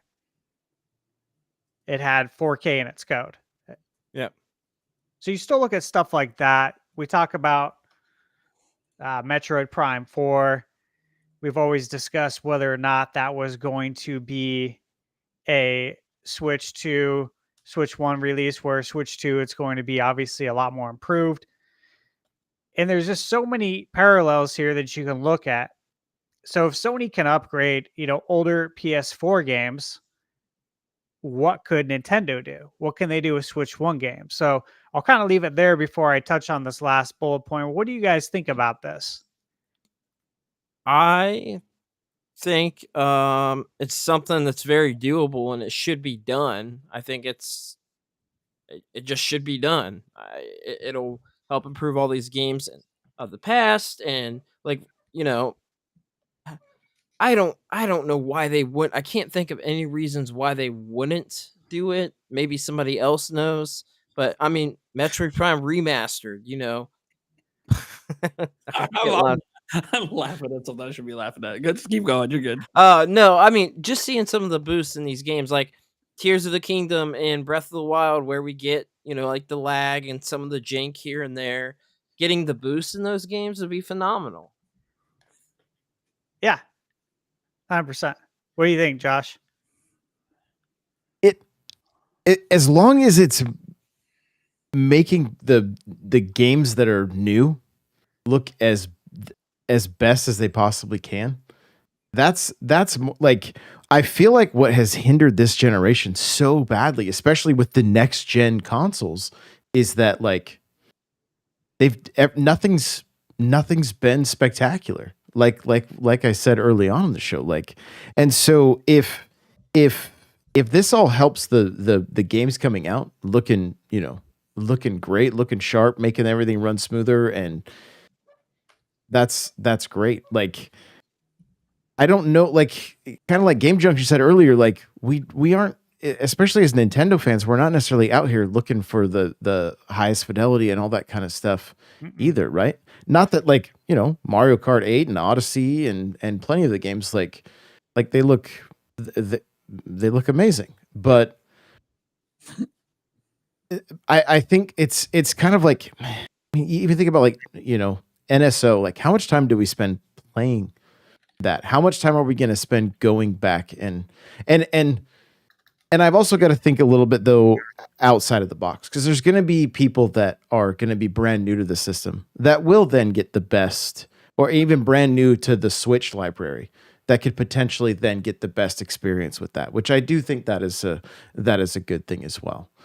So, but I think the most important thing is that whatever tech is going into this thing, that the current games can look as good as possible and not have anything holding that back, because the whole conversation in my mind around the PS5 Pro and all that is that they're essentially giving us what they promised early on, and everything's had to be dumbed down for where the install base was. And so I just don't, and we don't know what Nintendo's doing. Like, are we going to see a bunch of overlap? Like, they've kind of said they're going to look at this launch in a whole new way. Like, is there going to be multiple versions of Mario Kart X or 9 or whatever they end up calling it? Is there going to be like, or are they going to do what the other companies have done and like, well, we're still going to make it like, is it going to be a new 3DS versus the 3DS kind of thing? Like, and I really hope that I hope as a gamer that that's not the case, but we also want to see the company making money, because then they continue to make, then the games continue to come out and, and all that. So, yeah. But to answer your question, I think ultimately for the people that are going to experience some of those games for the first time, yeah, make them look as great as possible. Yeah. Well, one thing that's interesting, Josh, is that so DLSS has been used primarily and almost exclusively to help port games to other consoles and get them to hit their targets for frame rate and resolution, right? It's almost like a patch in a sense, like that you can apply to get them to hit those targets. And so from what we're hearing, right, Nintendo is going to be doing this with game development in mind from the ground up. So this is going to be very interesting just to see like how they use it, because it's not going to be exclusively just for, hitting resolution targets and frame rate. Like it's going to be other things, probably going to be a little bit of ray tracing as well. It's going to be very, very interesting to see how they use it, what they're going to be able to achieve, like building games just from the ground up. And then especially you got to look at it, and we've talked about this before, but just the technical wizardry at Nintendo and, with like Retro Studios, Monolith, it's going to be really interesting to see what they can pull off, with some, with something like this, because it's been a long time since Nintendo has had any sort of like future tech. Sure. Yeah. I mean, Yeah. you think about it. We had the Super FX chip, which really changed the game. It did. It totally did with Star Fox. Mhm. And what they were doing with Donkey Kong Country in 1994 literally changed the game. So that was a big deal. You look at the expansion pack on the 64, it made it look better for sure, but not a huge difference. And that was to, try and probably catch up a little bit and be able to get some of these games to run on the 64. Mhm. But all throughout the Nintendo history, its graphics have never been the name of the game. They Right. really haven't. There's been rare instances like the ones I named where they try to do something extra for it. And it's like, this will be interesting to see what they can do from the start with like some actual really good tools in their tool belt, right? Well, I think another game worth noting was Resident Evil on GameCube, Oh yeah. right? I mean, that was like, Yep. I think we were all kind of shocked by that. And as you're talking about this tech, the only thing I hope can happen is when I'm in first place in Mario Kart, I can look back in my rear view and see Mario's face in the reflection of that blue shell before it hits me. That's really that's Could you imagine though? I mean, could you imagine Mario with ray tracing? And I just, what's it gonna look like for real? I just think about it. I'm like, what is this really gonna look like? You know what I always look forward to? And it's funny. this goes back to like the 64 era. Yeah. You guys might be on the same page as me since we're all old, but did you ever like look forward to what water graphics look like in a Always. game? Always, yeah. That's Every all we single cared time. about. That was it. That was the highlight of everything. I How would- real does the water Totally. look? I would Yeah. just go jump in the pond there before the castle. I would just swim around. That's it. That's so funny. Like I think we're all like that. Yeah. That really told you like where we were at in the future of gaming Like was how good the water looked. the fishing in Ocarina of Time. Oh my gosh, man. Yeah. Had me hooked. Well, and somebody in chat said it. Let me scroll back. It says, "Have you seen the state graphics in Mario Party Jamboree? Switch 2 is not needed." Like we've gone from water now to how good does steak look in games at this point. Oh my That's god. awesome. Oh, but that steak looks delicious, man. It does. Oh, It does. I just think like all I care about with all this stuff is 60 FPS consistent. Yeah, so yeah, That's all I care. frame I rate. care more frame about rate. that. Yeah. Frame rate than the resolution. That's you it. know, like with Cerny showing us, zooming in on the background in the presentation of like Spider-Man to show us the greater detail in the like the trees, and I think there's a few more cars. And it legit, it was like playing I Spy though, and I'm watching this. I wasn't watching on my projector, but on my 85-inch TV in 4K, and I'm literally standing in front of it, like not far, and I'm like looking real closely. My girlfriend came out. She's like, "Is something wrong with the TV?" I'm like, "No, TV's fine. I'm just trying to playing I Spy right now, trying to see what the differences are on the PS5 Pro." And she looked. She's like, "I don't see anything." I'm like, "Yeah, I know. It's concerning." I just don't know that you can tell because of the compression. I don't. I just Sure. don't- you got to see it in person. But I that's, agree. that's also one of those Part of things it. where one, they should have let Digital Foundry come in because people would believe what they say about it. Yeah. And they would totally. provide some off YouTube direct feed that you could actually see what it really looks like. But besides that, also, if we're pixel peeping like that and you can't tell the difference in a YouTube video, that means that does the differences matter then? Yeah. In general, I mean, you're playing yeah. it in motion. You're It's- not pixel peeping while you're playing. No, you're not. You're focused on the action. Yeah. So I mean, you know what? Like one of my favorite games of the year is the NES Championships game. Like I just really enjoyed it. dude, the Me graphics too. in that are insane. I don't know what we're talking about. Let's go. they're crazy. They're next level. I mean, it's a goat for real. I know when I was reviewing the game and I If it- talked about the graphics, and I'm like, well, I don't. There's not much to say here, guys. This is an NES games. the- Like this is this the is about the best of gameplay, baby. Let graphics, me guys. If it's let not me- up for best graphics at TGAs, I don't know what we're doing. Oh, then you know it's just fixed, man. The fix is in NES Championship Edition, taking home Game of the Year.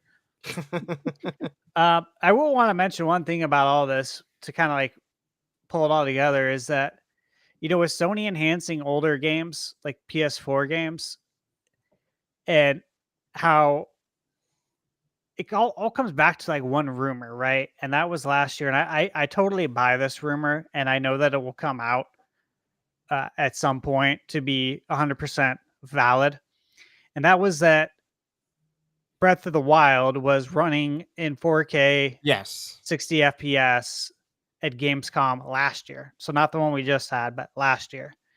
And I totally buy that because of what I've seen DLSS do on my computer from people who are not video game developers.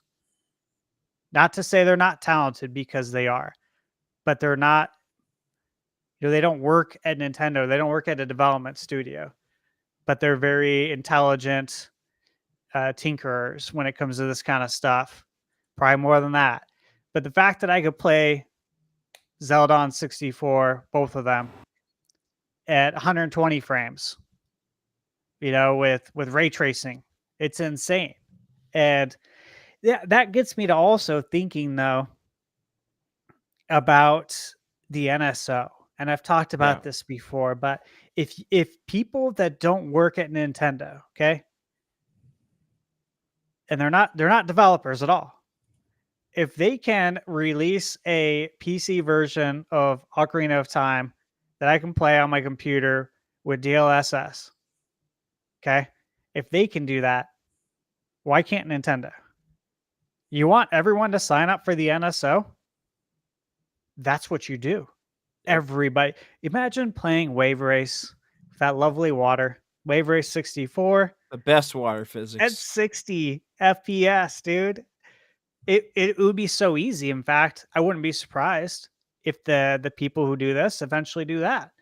But the thing Yeah. is that other people are out there doing it, and Nintendo could do it, and you can profit off this because so many people will sign up for NSO. I'd be all over that in a heartbeat, and improve resolution too.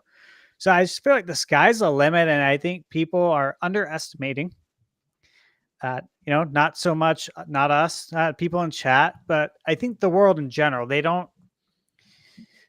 We just don't understand as a whole how AI works and all the things AI can do, and they don't understand yet how DLSS works. That's the problem. I think a lot of people, like, sure, regardless, you can complain about the price tag, but I think people just don't quite understand what that is and what it does and how big of an impact it really is. With the PS5 Pro, like, people just don't get it. They don't understand. They You know don't know what it what reminds me of? what's that? 1995 to like the year probably 2000-ish. The internet. Yeah. When the internet came out, so many people didn't latch onto it because It's a fad. it's a Yeah. fad. Yep. They don't understand it. They don't understand what's a web address, what's an email. I mean, these are all like, for the young, for anyone that's in chat that's younger, like these are all like super real, legit questions that plagued everybody. But there were people that did understand like the internet and how computers worked. And if you did back then, you were kind of a rare breed in that sense. And what I'm seeing and what I think we're going to continue to see is the same thing with AI. Yeah. Like no one cares about the DLSS rumor because they don't understand it and they don't understand the capabilities of it. But man, this thing could be like, I think it's literally going to be game changing. And I mentioned this probably maybe one of the first podcasts I was on with you, is that I think that the DLSS is going to be huge Yes. selling point, as in like what it can do for the backwards compatibility factor. I think the whole backwards compatibility in DLSS is going to really be a huge selling point. I think it is too. And another thing that I thought of, because I've seen some people talk about it on Twitter, they look at the mention of AI in the video games as a negative, and they just don't understand at all. The people are scared of the term AI. Like it scares them away.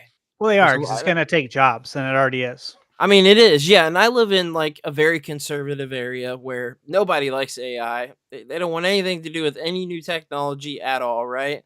Like, Yeah. so I see it all the time, and they just don't get how it works for video games, for video game development, and for video game consoles, PCs. It's an absolute game changer. I mean, it's a bigger deal than people think. I actually, right before this podcast started, I actually put out a short about the PS5 Pro, and I kind of defended some of the points of, hey, you don't quite understand what this is, and that's okay, but you'll see it when it comes out. I'm not defending the price because the price sucks, but Will we see it though? well, I don't know. I mean, I don't know. Because Will we? Best Buy's a shell of itself, man. Back in the day, you go to Best Buy and they'd have the latest tech out there on display for you to Yeah. interact with. Yeah. They don't care. They stopped doing that years ago. I don't even They go. do I don't that. even go there anymore. I don't I even go to remember Best Buy. testing the PlayStation VR there. Yeah, I did too. Yeah, I did yeah. too. But I had to accept like an invite, and it was weird. You know, it Yep. was like scheduled, Yep. and I just don't see like where am I going to be able to see it? There's no kiosk anymore. Like in that sense, like you think I know there's a kiosk at like Target. I only know that because Mike Odyssey said something about a Zelda video being on there maybe a week ago.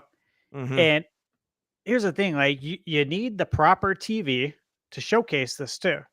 Yep. You do. really think that GameStop is going to purchase a 4K TV with a VRR and 240 hertz processor Nope. to be able to show these games running with VRR at 120 frames per second in 4K?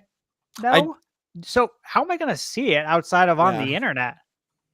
And Yeah. and if compression's an issue, how am I going to get sold on this? It's like growing up, you know, only a few people I ever knew had like a TurboGrafx 16 or a TurboGrafx CD.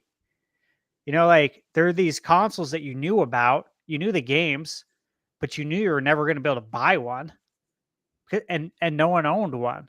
So how are you ever going to see it? And now that kiosks are gone, I just wonder how am I ever going to get sold on that thing? Yeah, that's nice. Yeah, it's a TurboGrafx. Turbo You got the Express. TV tuner for that? I do. Yeah. I got it over How here. many in the channels bag. you getting? Nothing, but I did play the Nintendo Wii on the screen. I've got all these cables to make it all work. But And the dream was to always watch live sports yeah. on the Game Gear or one of the handhelds back in the day.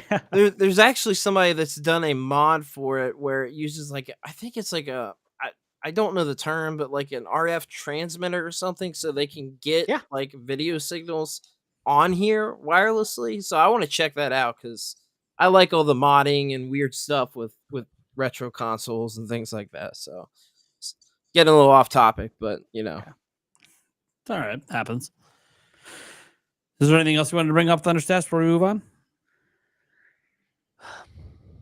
No, I'm really excited to move on and talk to Josh here about this stuff. So baby. take it away. All right. So we got Josh here. See, we've been talking for a little bit because he was playing some stuff, including not just like the public demos. Like the public demos are cool. Out of nowhere, he gets invited to go behind the scenes and touch Nintendo where it counts. With Echoes of Wisdom and Jamboree. I'm so jealous. So what should we start with? Should we start with Jamboree maybe? Well, let's where do you want to go? Let's preface it a little bit. I got behind closed doors with Jamboree and a taken to the front of the line for the public Echoes. So I didn't 15-minute demo for you. Yeah. So just to clarify, but I also want to throw out there too. And I know it's not necessarily Nintendo, but I'm pretty sure it'll be Switch too. I was in the last group that got to play the Monster Hunter demo. Oh, I thought you were gonna say that. That line was crazy. I heard it was 10 hours. It was, and so what I did is I talked to the girl holding the sign that said the line is ending, and I was like, "Hey, what's the over under here on them opening this back up?" She's like, "It's pretty good, but don't tell anybody." I'm like, "Okay." So I just hung out in an area that was kind of more open, and then eventually moved to where they were potentially going to open the line. I was number 2 to get in and try. I was out of there was 12 people that got to go in for the last session, and so I did play that as well, and I got to see firsthand Hello Kitty Island Adventure as well. I didn't have to sign the embargo for that one. That was but it was behind closed doors as well. So that's what we really wanted to know. I figured that's the real stuff. All right, well then let's start with Jamboree since you got to go obviously behind the scenes with that one. Okay. So how's it feel? Like Nintendo's sort of claiming that this is like potentially the best or at least the biggest they've ever done. So like how does it feel? Like did you play other Mario Party games in the past? So, like how's it feel compared to that? Or is it fun? Is it good? Are the mini games good? Like what are we doing here? Okay, great question. So, I've probably played every Mario Party, including the handhelds, and maybe there's. Hey, no audio, please, man. There we go. Got it. I got it. There we go. So, so the moment my initial thought was this: Super Mario Party walked so that Jamboree could run, and Jamboree feels incredibly fresh and nostalgic at the same time. It almost, you remember how Wonder was kind of the sequel we've always wanted since World? Yeah. This kind of feels like the sequel we've always wanted since the first game. And so it just felt like the demo kept going and going and going. And it was like, I was so content with the first game that they let us play, which was like the 20-player multiplayer, that when we went to the 8-player one, I was like, yo, this is such a breath of fresh air to the series.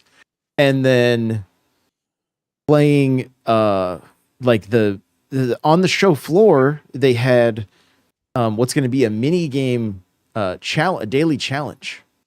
And so you'll get to you'll jump in and do like 3 random mini games against strangers online. I think I don't know the exact details on how the mini game challenge works. And then we jumped into the to the regular game, which is what you're seeing on screen right now with the Wiggler and the bell and that kind of stuff. So It's cool. I'm excited for it. Yeah, how the 20-player multiplayer feel? Like that's what I'm really interested in for live streams. So we're in the same boat there. And honestly, what I think the play will be, if possible, is it will be, okay, we're going to do 20 player. The top 7 people or top 8 people, including myself, will then get to go and do an 8-player game, potentially, is what I'm kind of thinking, just to kind of mix things up a little bit. I enjoyed the 20-player a lot. It was not your typical Mario Party. It was not your typical Mario Party mini games. You were, I will say this, a lot of times when it comes to Mario Party, it feels like we're getting reskins of just old games that, like, you know, instead of dodging penguins, we're dodging blocks falling off of a conveyor belt or something along those lines, right? Like there's not within the 20-player one, you're playing games that aren't your typical Mario Party. Like you can see your character. So I could see Mario almost like I was inside a claw machine, and he pushes a button that pushes a finger that knocks like stuffed animals or stuffed Wario and stuffed power, like question mark blocks and whatnot into a bin. And the more that you knock in, the more coins you get. And then that puts you further along on the board. And so they're almost like it felt like kind of like a bite-sized mini game, which was great for that that many people, right? And then it would move into the game against Bowser, and that's where things really got interesting, because we were all kind of neck and neck for this during this demo, and I ended up being the last one to survive. And it put the person closest to me back 30 spaces and moved me ahead 30. So it was like a 60 space gap all of a sudden, where, because you're doing laps around this track essentially. And so I can't wait to play this on stream. I think it's going to be I really hope they continue adding to each of these modes, because I want it to stay fresh and have people want to play along with me for quite some time. And that's honestly probably my only concern, is thinking about how many different modes there are the mini games going to stay fresh long enough? Yeah. You know, there are 112 mini games, but with that many different modes, you know, how many mini games does it need to really so that it's not just running into the same, you're not playing the same ones over and over again, is kind of what I'm just vaguely concerned about. So I'm just super excited for this game as like a Water community looks game good. for streams. I think it's going to be awesome. It's going to be one of those games that'll be great to stream consistently. You have a bunch of people. I think it'll be fun. it's going to be amazing, and honestly, the 8-player mode is going to be super fun, especially if you're like getting, like, say you're getting 7 other creators to jump on stream with you and everybody's playing together. It's just going to be it's going to be entertaining. Like there's your because basically in the 8-player mode you jump into like an arena with imposter Bowser, and he's basically like, I don't know, 10 times your size, and he's running around like trying to stomp on you essentially. And you've got these crates just kind of floating in, and when the crates land, you punch them and bombs come out of them. And then you can pick up to 2 of those bombs, and you got to take them to a cannon. And then once you get 20 bombs in, that cannon shoots at Bowser, and then that moves into a mini game round. And so, but what you can do is what I ended up doing a lot of times is I would draw Bowser's, it would basically put a target on me. And so I'm like, guys, I'm running him away from everybody right now, so you guys can go to this part of the map.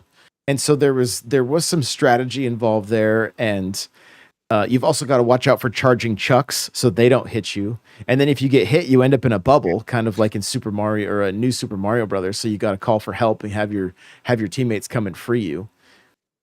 But then when you jump into the mini games, you're playing not only to like you're playing for like the S rank, because if you get an S rank, you get power-ups that you can use against Bowser. So you might, if you don't do super well, you might get a banana peel. And then you can throw that banana peel in front of him, and Bowser will slip and fall, and that'll give you time to try to go and get some bombs while he's incapacitated. And then there was like the Nintendo rep kept saying it's not the power glove, it's like the hyper glove or something along those lines. And we didn't do well enough in our mini games to get the S tier, so we weren't able to see that one, unfortunately. But again, like, felt fresh, felt new, it felt familiar, and it felt like it took all the best things from Super Mario Party, because there were good things about that game. I know the online kind of was like the shadow that made everybody kind of frown upon that game. But a lot of them, and the single Joy-Con, right? But besides those two things, there were some good elements to it. It felt like it took all of those and just ramped it up, and it just was a really good time. Yeah, sounds like it. Is there any like mini game that stood out to you as like your favorite? So yeah, right on the show floor, the first day, you basically, it's 4 people with a pro controller doing that mini game challenge, and you are. The first mini game is you're looking at 4 buttons. So all you do is hit the A button to jump on or the A button to jump off. And in the center is essentially something that can spin up to 4 times. And so on each of the places, there's either coins or bombs. You want your team to get coins. You want the other team to get bombs. And so it's like, okay, well, if it moves twice, are we going to get coins? And if it moves 3 times, what's that like? And so it's this mind game with the other team of like, are they going to jump at the last second, or are they going to stay on? And then you do like, I don't know, 6 rounds of that, and you want to try to end up with the most coins at the end of that round. And another game in that mini game challenge was a little bit hard to describe, but essentially you need to build a bridge across lava, and there are 4 different pieces that show up on the side of the screen. And they might be an L shape or kind of like Tetris pieces almost. And if the same two pieces are picked, that is canceled out and you don't get to build any of your bridge. And so, you might have three pieces, like a 3-piece, 3 blocks that would get you the furthest, but you're thinking, like, I know that we were thinking, okay, everybody's going to pick that one. So then I picked a different one. Well, then the same person or somebody else picked the same one that I did, and only one person picked the 3, and that moved them much further across the. So it's like you're trying to move your piece, but you're also trying to block people, and it's just a lot of mind games. It's not just your typical like trying to run around and stay on the board. You're using your head for a lot of these games, which in a way it almost felt like Among Us a little bit, where it's like the gameplay becomes more about like, can you convince the other players that somebody else is the imposter, or that kind of thing, where it's like it's more than just what's happening with your controller.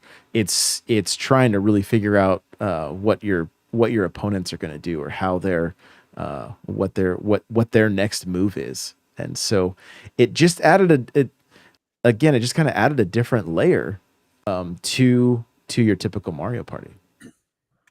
Did you what board did you like the most? Did you get to play more than one? We only played the one you can see on screen here. Okay. Yeah, that was the only the mini game challenge. Your characters jump on jet skis and just start going, and then and then you get stars as you win one of the challenges. So we only did the Wiggler board, but it was also really like, because the board had like the bells to wake the Wiggler and that kind of thing. Like it was like it added that under that mind game element, because the guy that got to go first, he's like, I'm going straight to the Wiggler. That's the closest to the star. And then I bought a bell to move the Wiggler to make him further away, rang it, moved him further away, and then the next player rolled and hit a bell that was on the board and put him back closer to the star again, and I had used up my. And so even just those little like nuances within within the game and on the board was like that again, like your I probably should have used the bell later, right? I shouldn't have used it right away to see how the other players ended up. And so it just, all of those little elements, just those little tweaks. And I know other Mario Party games have had different items on boards and things like that, but it was just immediately like, it just added another challenge, if you will, or just one more thing to think about, even while you're just maneuvering the board, versus like usually it's kind of mindless and you're just hitting your dice and moving on through. And so it again, it's a level of freshness, which was great. So back, during the 64 era, played a lot of Mario Party, a lot of broken controllers. Yeah. And I really loved it back then. And throughout the years, I wouldn't say that, I guess you could say it hasn't been the same. I haven't played it as much. And it's probably has something to do with my age as well. The age I was then, and being busy with life, work, and all this stuff. Just, we didn't get together as often to play Mario Party. But just based on everything I've seen from the moment this was announced, it just gave me those vibes of like old school Mario Party more than any of the other, I think, Mario Parties kind of in between. And do you think that's accurate? Like, do you think this is a Mario Party that could really bring back people that appreciated Mario Party back in the day, but just haven't really played it a lot because it felt kind of same. So part of the reason I said I feel like Super Mario Party walks that this game could run is the Yeah. amount of sales, right? Like Super Mario Party sold incredibly well. And so I think what it did is it showed Nintendo just like this game is worth the development cost, right? And not just a reskin, but really like examining what is happening in modern multiplayer games, and then how can we put the Nintendo spin on it. So 1,000%, this feels like the Mario Party that fans of this series have wanted forever. Like it doesn't feel like a flash in the pan. This feels like a game that we could be playing for a very long time, and that honestly I hope is supported for a very long time. You think it comes to Switch too, like with an upgrade, and make it an evergreen Mario Party? No, I don't think so. It's one of those things. Like this would be one of the series that, you know, that Nintendo could like and especially with as vast as this is, could experiment with battle passes and things like that. And I know that people hate that, you know, even the thought of that, but there's so much to this, and it felt so good that I want to see this go for a very long time, because I think people will really, really enjoy this game, and it will get played for quite some time. I think Astrobot and this game are going to be duking it out for Family Game of the Year at the Game Awards. Wow. You know what's funny is I love Mario Party, and the only Mario Party I played the GBA one, I played the DS ones. The only one I didn't like was Super Mario Party. That's the only Mario Party I did not like at all. So hopefully this is a big jump from that. It sounds like it's going to be. What do you think you didn't? Do you think it was motion controls? No, I think it was a little bit of that. It felt like the most generic one. The last Mario Party we got was really good. I forget the extended title of it, but it was a lot of fun. Superstar, Mario Party Superstar. Yeah. Yeah. Me and Which my was daughter loved essentially it. a collection, right? Yeah. Like it was a Yeah. collection of older games and Yeah. older And boards. I don't know what it was about Super Mario Party, but it just did not grab me at all. My daughter didn't even enjoy it. We just weren't having fun with it. The motion controls are part of the problem, but I just think in general, like the mini games, just the new ones were not creative. It felt like kind of a throwaway cash grab Mario Party, the first one on the system type of thing. But you know, I don't think it was a terrible game. It was just probably my least favorite. And you know, I even played like Top 100 on 3DS and you know, Island Tour and all that jazz and loved all those. And I think you probably share a similar opinion to a lot of people. And when it comes to Super Mario Party, but I think again, I think the sales numbers are what really showed Nintendo that, hey, if we like there's a lot of talk about like the Switch winding down and you know the releases being a little weaker. I think this is going to be one of the strongest releases we see in the final days of Switch 1. Yeah. Yeah. Anyone else have any more questions on Jamboree? No, I don't. It sounds hype, dude. It sounds hype as hell, man. I can't wait, and I do think this will have a little bit longer life because I don't think we're going to get another Mario Party game till maybe year 3 of Switch 2, and that'll give this like a bit longer shelf life, and they'll have some nice upscaling on the new system, and who knows? We always dream of them actually adding DLC and adding extra maps and stuff. Yeah, we'll see. We'll see what happens. One thing I do want to add is I think we need to do like a Nintenbyte Podcast gaming session for this. I think it would be really fun. So maybe something we could do. I'll be number 1. Don't worry about it. Okay. You're all going down. On. I'm getting all the bonus stars. Get out of here. I have it pre-ordered, so I'll definitely be playing. That would be fun. I do too. Yeah, we'll play it, Steve, for dude, sure. I mean, I'm gonna be playing it day one. Maybe that's the time. We busted out day one. When none of us are, when we're all equal, because none of us know what the fuck is going on. The one of the mini games that we did play, I think it was part of the mini game challenge. Like that mini game challenge, you never know if you're going to be doing like 1 versus 3, like a free for all, or 2 versus 2, and you had to cut steak. You had to try to cut steak perfectly in half with the other person, and so you were both walking on either side of the steak with a saw, essentially.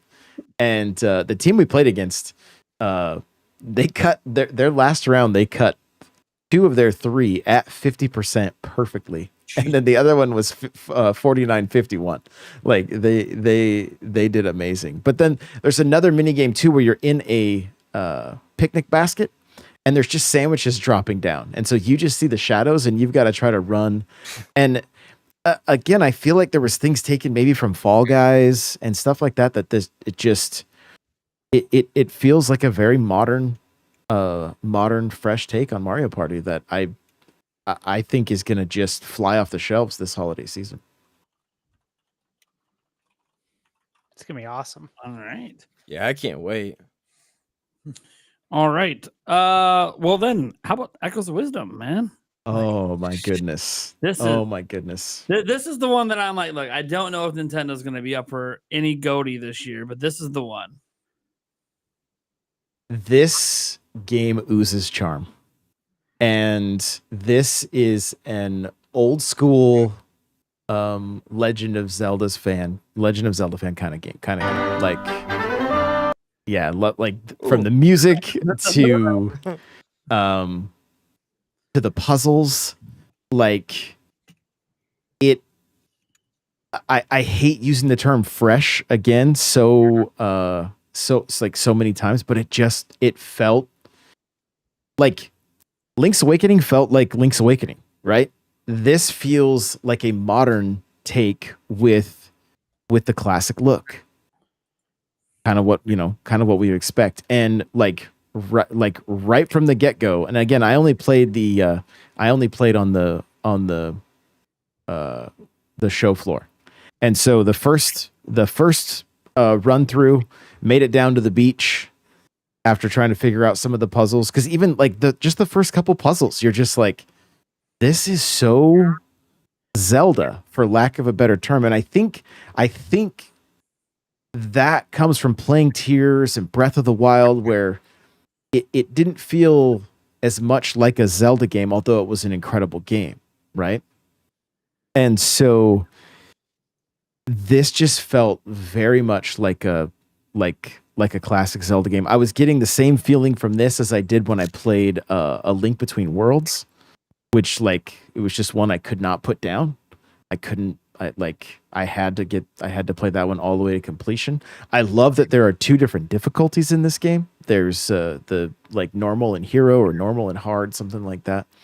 And I think one of the things that's the most exciting about this is nobody's going to do a puzzle the same way. Yeah. Like nobody's going to do a puzzle the same way. This scene right here that we're seeing on screen, I made sure to get footage of.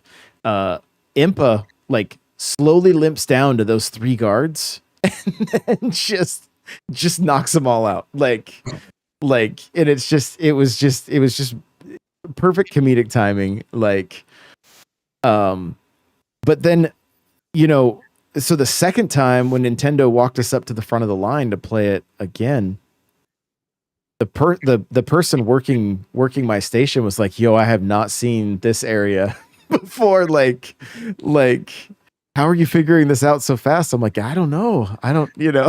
Like, I was kind of just messing with her. But like, basically you would start in this area you're seeing on screen right now, where you've got to kind of break out of the jail or whatever that you're in.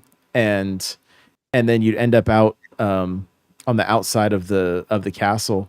And what it really did feel a lot like, it felt a lot like Ocarina of Time, and doing the, like, where you're sneaking through Hyrule Castle, trying not to get hit by the guards and stuff. And there was just that element of anxiety, but then also like getting to figure out different ways to trick them. And like my first time through on this section, that guard chased me out the door, and then I was able to get away, and it started the next scene. But that, even the person watching me was like, you better run, like you better go, and so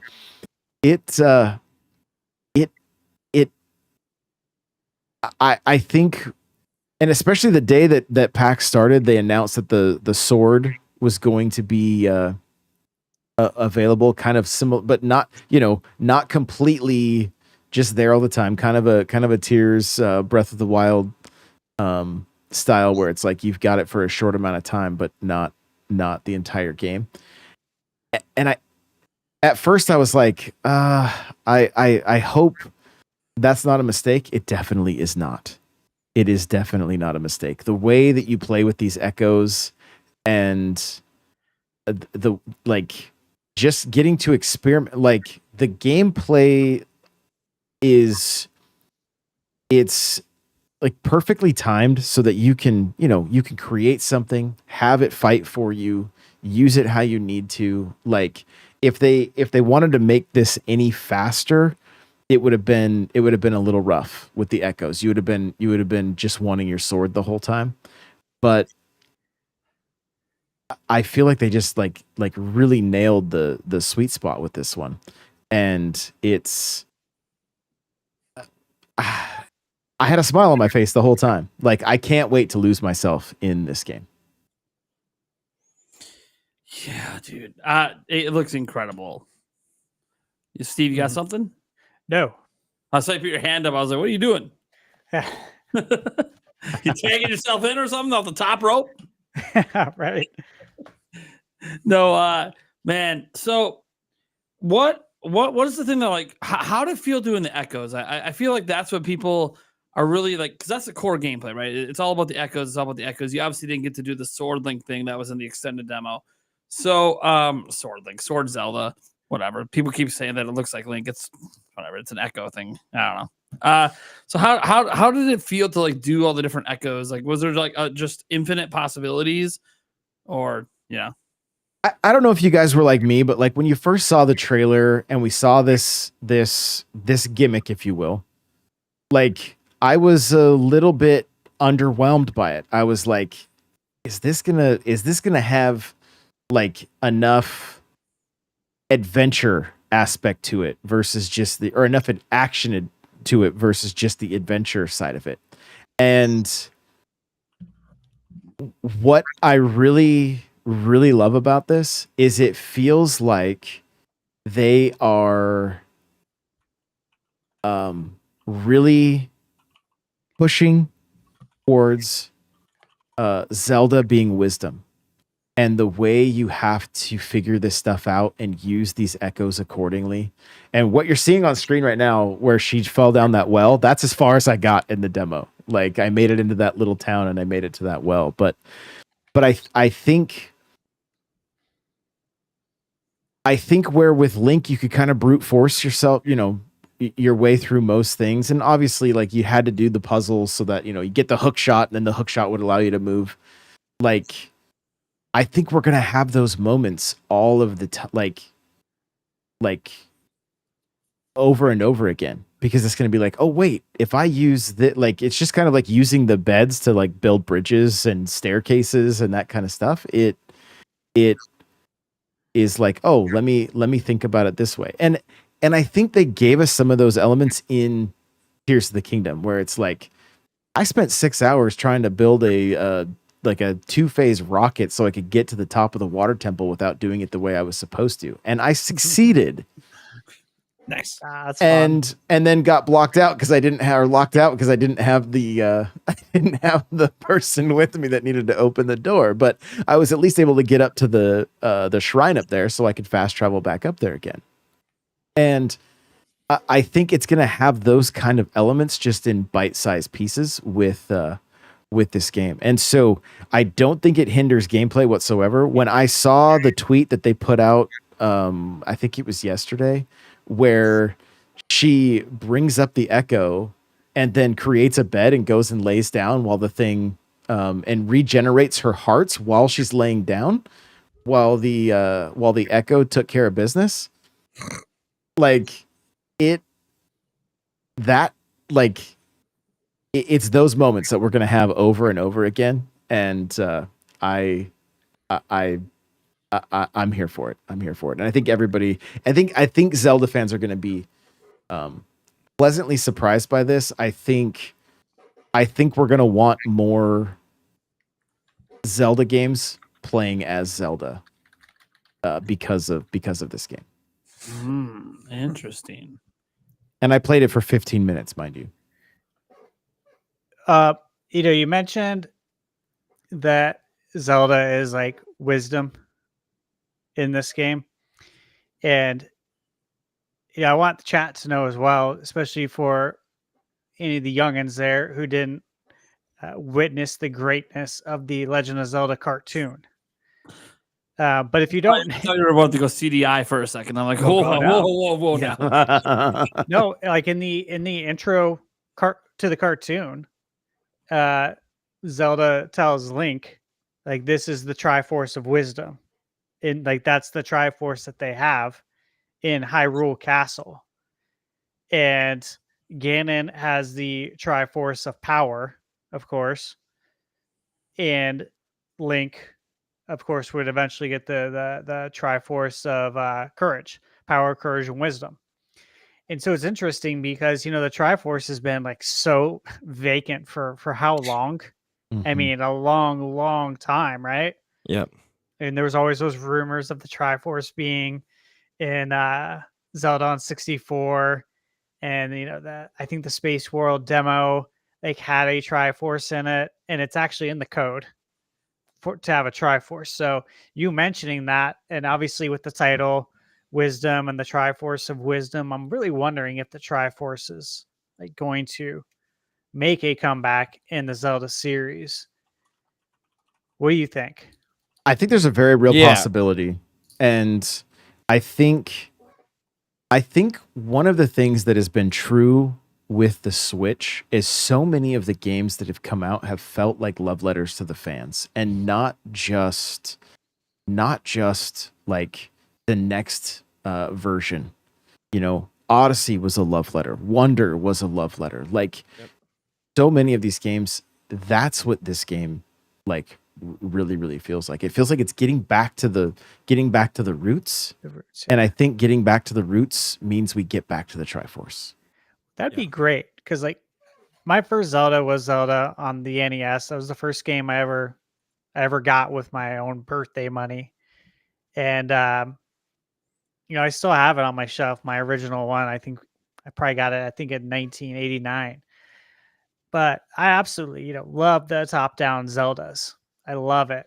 When I first saw the trailer for this, I'm like, dude, this looks like. It reminds me of Tears of the Kingdom with how you solve puzzles, how I can do it different and you can do it different. We can all do it different and still solve the puzzle, but top down. Yep. And I was like, "Wow, this is crazy! Like this could be really, really special." And it seems like it's going to be. You mentioned briefly, I think you mentioned the music. One of the things I love most about Zelda games and just video games in general that do it right is video game music. Absolutely love it. Big fan of all the Zelda soundtracks. How's the music so far from what you heard? So the unfortunate thing is the music I just heard is what you heard when this started, and on the show floor there weren't headphones and the TVs were not very loud, so it was okay. It was not. There was not much as far as getting to hear a lot of the soundtrack, unfortunately. I love the callback to the 2D Zelda there, kind of getting in that format where, you're going underground or whatever, and you get that little 2D format from like Link's Awakening and stuff like that. I like that. It almost goes side scrolling when it goes underground. Yeah, I think it's really, really cool that they add that in. I think it's awesome. Agreed. And I did not get to do any. The only thing I did was go into the well, and that did not. Oh no, I take that back. When you, one of the things in some of my videos, people were commenting on was kind of like almost like the scripted moments, right? Where it's like, basically that purple, I can't remember, there's a term for it. I can't remember off the top of my head right now, but that starts kind of taking over the level, and you've got to run and jump into the water, and then you keep going down waterfalls and end up outside of the castle. And those are those kind of moments were like, they felt they felt like they really fit. It felt modern in a game that felt very very familiar. And so I really, really liked that aspect of it. It was just kind of a minor thing, but it just added so much to the urgency of trying to move out of like just to get out of the way and get to safety. Josh, were you talking about the rifts? I believe that's the term. Yeah. Sorry. Okay. I had to look it up too, because when you said it, I'm like, I know what you're talking about. Now I have to look it up, because of course, if you don't remember, I'm not going to remember. That's just some reason how that works. But I was interested in hearing about the rifts and, you know, what all it entails.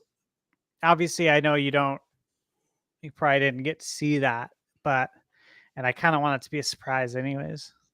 Well, what we did see in just that early stage is like they're basically try or whatever is like, hey, these rifts are taking over, we got to move.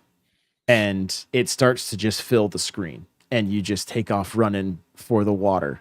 And Zelda is panic. It's what I think I loved about that moment so much is it very much had a Luigi's Mansion 3 feel to it. You know how Luigi is so he's just so immersed in the world, and it's like he is getting terrified and interacting with everything. Yeah. She's panicking the whole time you're in the water. She's not just stone-faced, like moving down the water like you kind of typically see her. She's panicking and flailing as you're moving down this little but you're still kind of controlling her slightly. Like the water's basically moving you where you need to go, but you can kind of move left or right a little bit if I remember correctly. And so it was just like kind of another just level of immersion that, you know, we didn't necessarily experience stuff like that in like the first Legend of Zelda or in Link's Awakening or in A Link to the Past. And so there's a lot of small details that just, like I said, this game oozes charm. Wow. This is kind of semi off topic, but are any of you, I know Steve that you is anybody else picking up the Switch Lite, the Zelda Switch Lite? Very much considering it, just because I have like the Hylian shield. Oh, I'm so jealous. That's the one thing I've been after for a long time. Yeah, so I have that. I have the wedge. Yeah. Yep, I have that one as well. And so I don't have many Zelda consoles, but they are ones that I do like seeing in my collection for sure. Yeah, it's like I don't really want to buy Switch Lite again, but I love Zelda so much, and I know what happens after the price jumps up. So when I do want to get it again, it's going to be, you know, $600-700 in the box or something. Mm-hmm. So I'm like, I'm just going to go ahead and grab it. But did you see it on the show floor? I thought I saw like a picture. Looks beautiful. Of someone on Twitter posted a picture of it in like an encasement. I think it was behind closed doors. Okay. Because I looked for it everywhere. I asked some people, and the people on the show floor did not know where it was. And so I'm pretty sure it was just behind closed doors in where Nintendo was set up. It looked damn good though. Yeah, I was gonna Not say picture. that looked way better than I thought it was gonna look. It looks really good. Yeah, the back looks like it's almost the Triforce logo looks like it's almost diamond plated. Yeah, yeah, and I'm a weirdo, and I'm not going to open it. And I'm not going to use it. So I think probably the most disappointing thing is on the show floor they had the amiibo from Link's Awakening, and then the Toon Zelda amiibo. Did you get And to see any of the amiibo functionality at all? I did not. Oh man. Yeah, I was gonna ask you still what don't you know. thought about amiibos coming out for it, because so once it went up for pre-order, like right after that, maybe I think hours later, tweets started going up from like Wario64, Mhm. and yeah, like Best Buy had got those amiibos you're talking about back in stock, so they were reprints. They'd been out of stock for probably a year or two, and so it was like, okay, I already have these. And I'm like, I'm wondering, are we going to get some? Because you'd think so. You'd think it would be you just use these perfect guys. scenario. Yeah, I have those cards too. Those cards are great. Yeah, But that's how you keep your amiibos in a box. yeah, They'll get exactly. functionality out of them for Yeah, a absolute fraction of the price. But yeah. yeah, I'd like to get, this. I have all the Zelda amiibos, all the Legend of Zelda. I'm missing So- the tune link. I still need that, but I have the full set of amiibo boxed, nice. like every one, and many- Oh wow. How many is it now? I don't even know.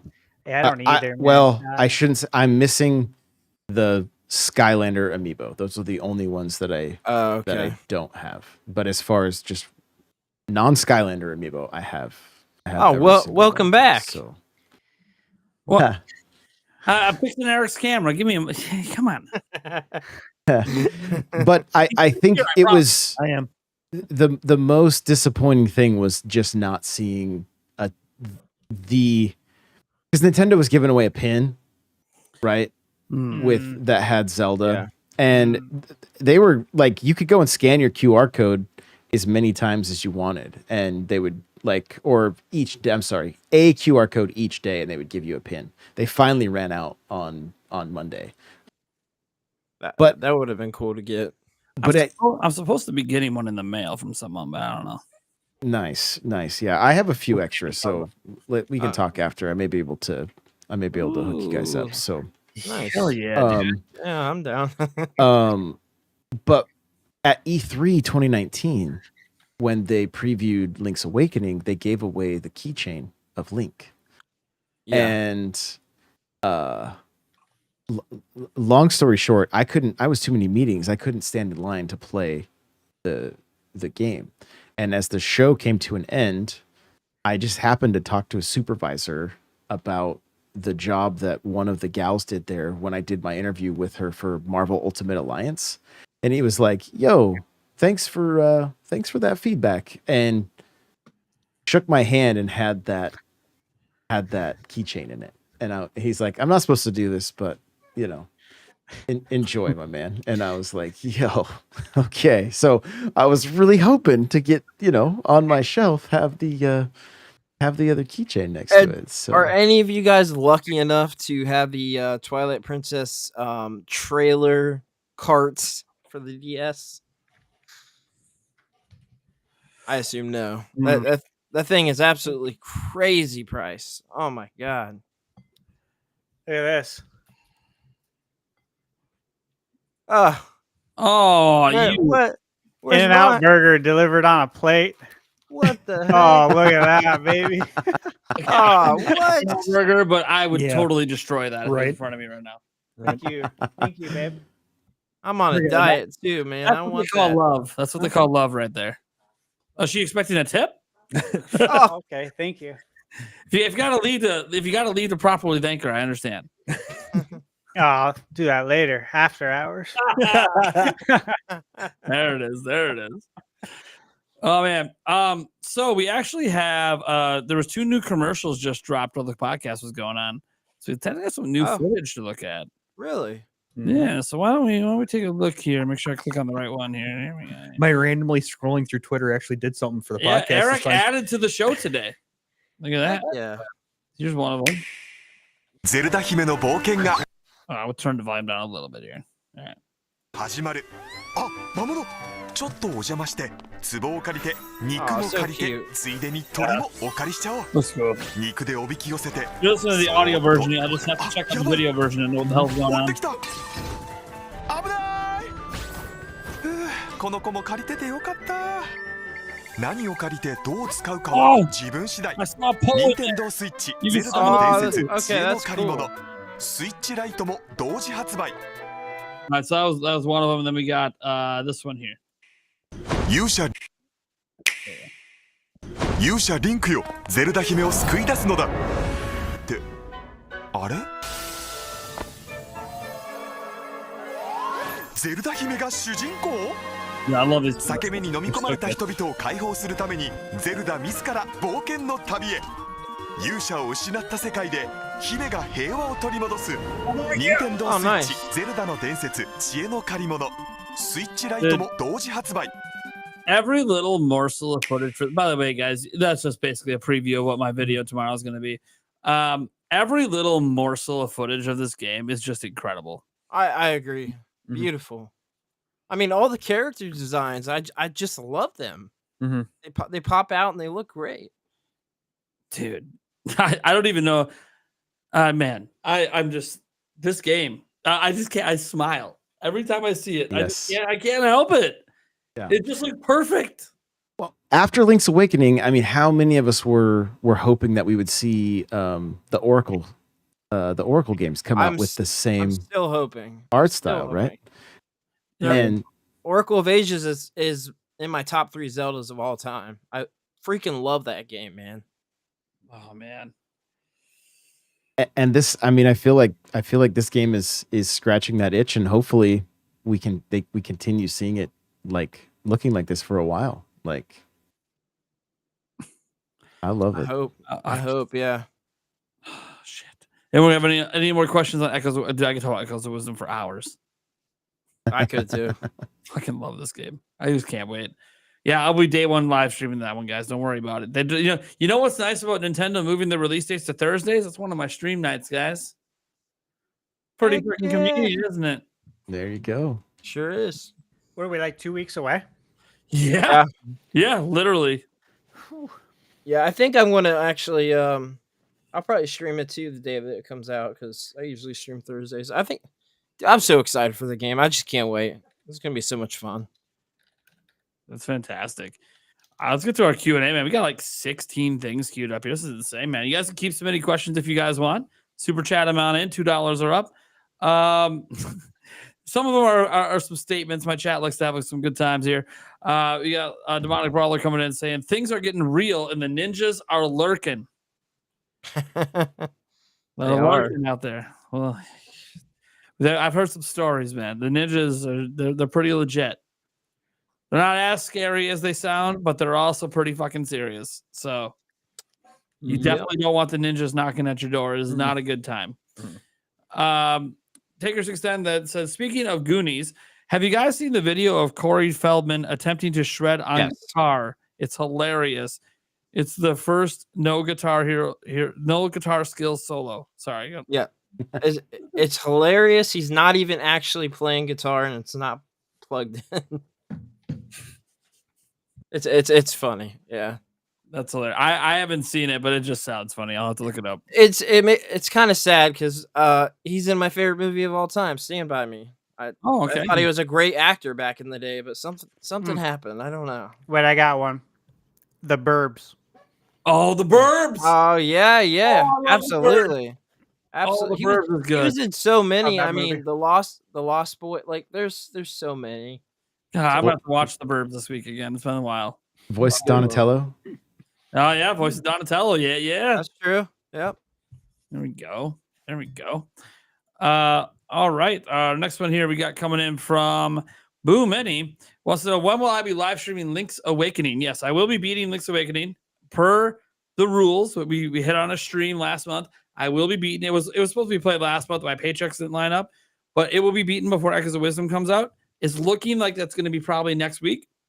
So sometime next week, it might be in bonus streams. We might even start the streams on the weekend. I don't know, but I will beat Link's Awakening.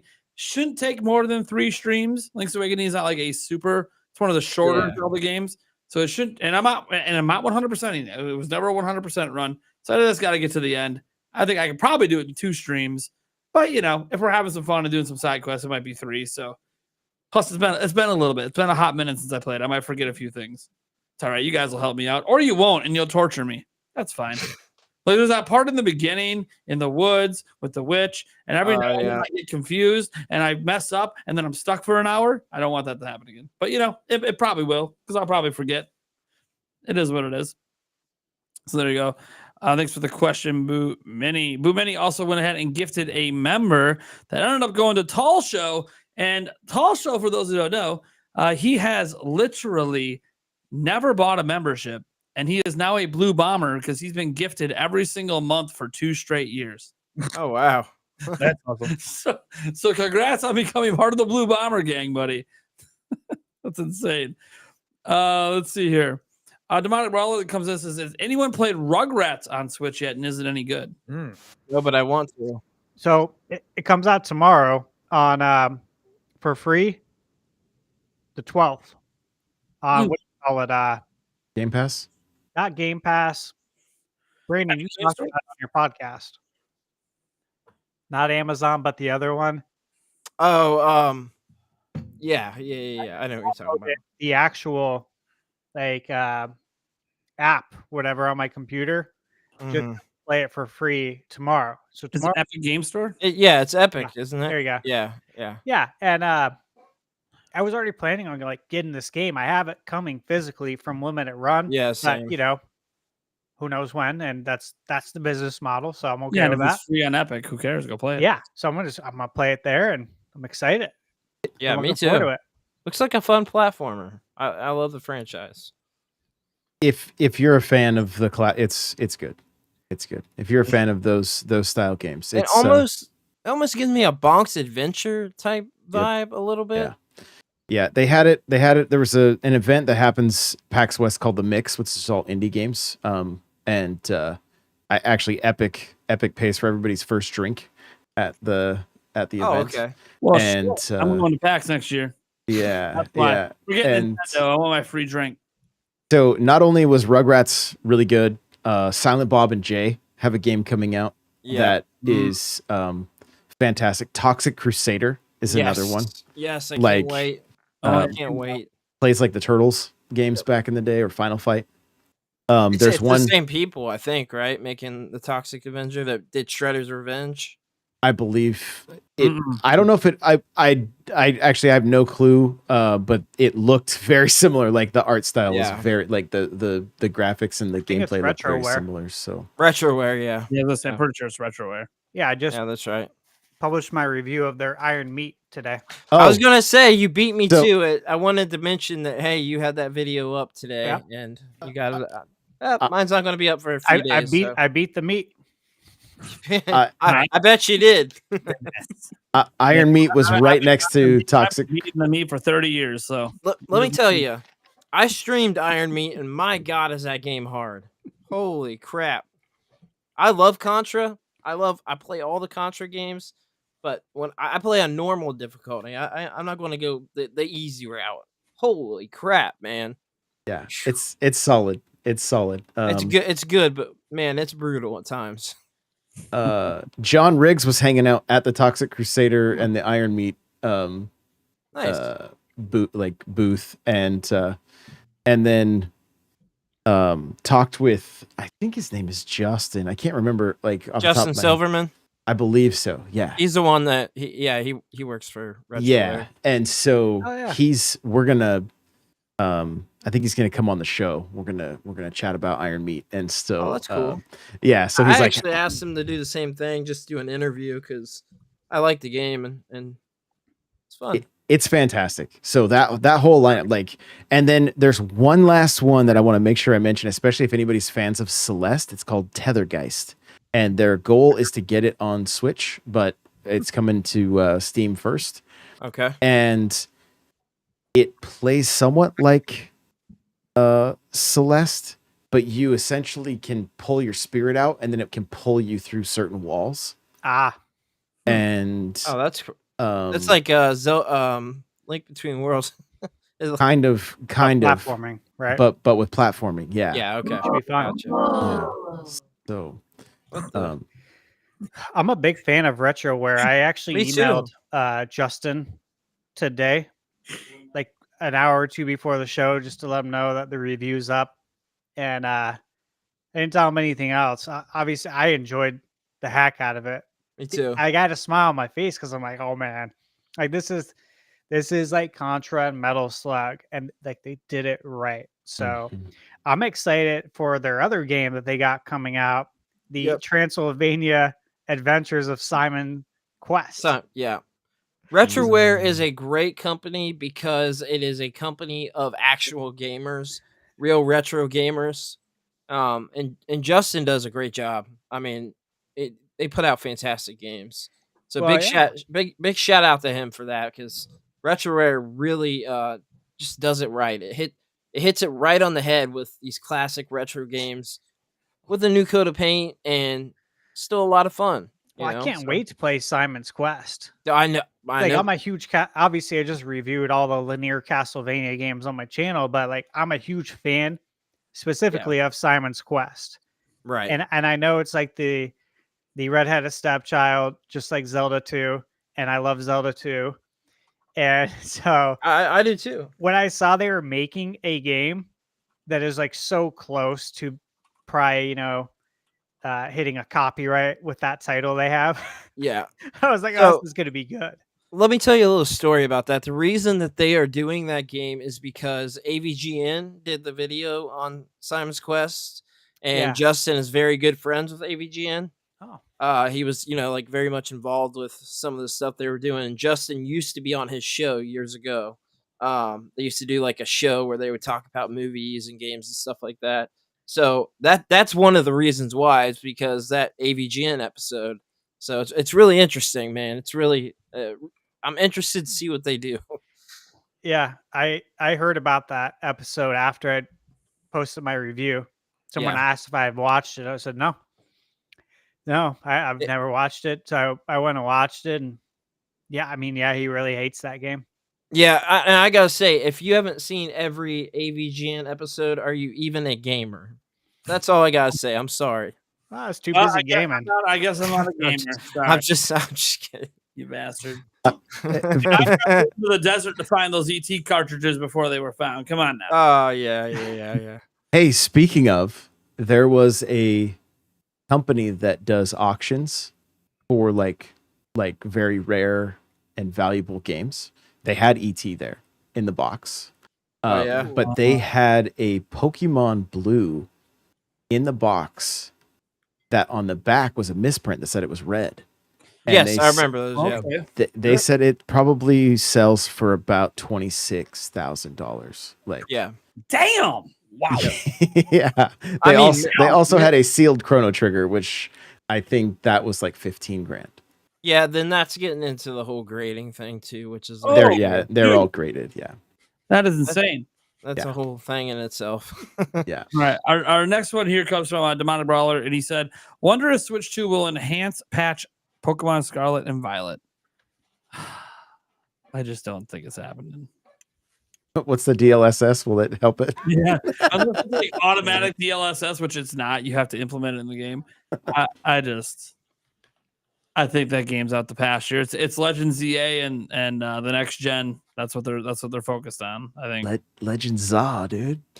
I'm excited for that game. ZA might have a little DLSS action on Switch 2. We'll see. Yeah. I do want to let the audio listeners know that Eric looked like he was hypnotized by Prime for the last 10 minutes. And then he finally woke him up, like when I snapped my fingers, and he just changed the changed the battery in his camera. Powder, a little spell. Yeah. I used Nate's phone as my camera, and his phone died, so I was stuck. Yeah, I mean, I'm trying to get an actual camera in here, guys. Hey, it happens. Shit happens.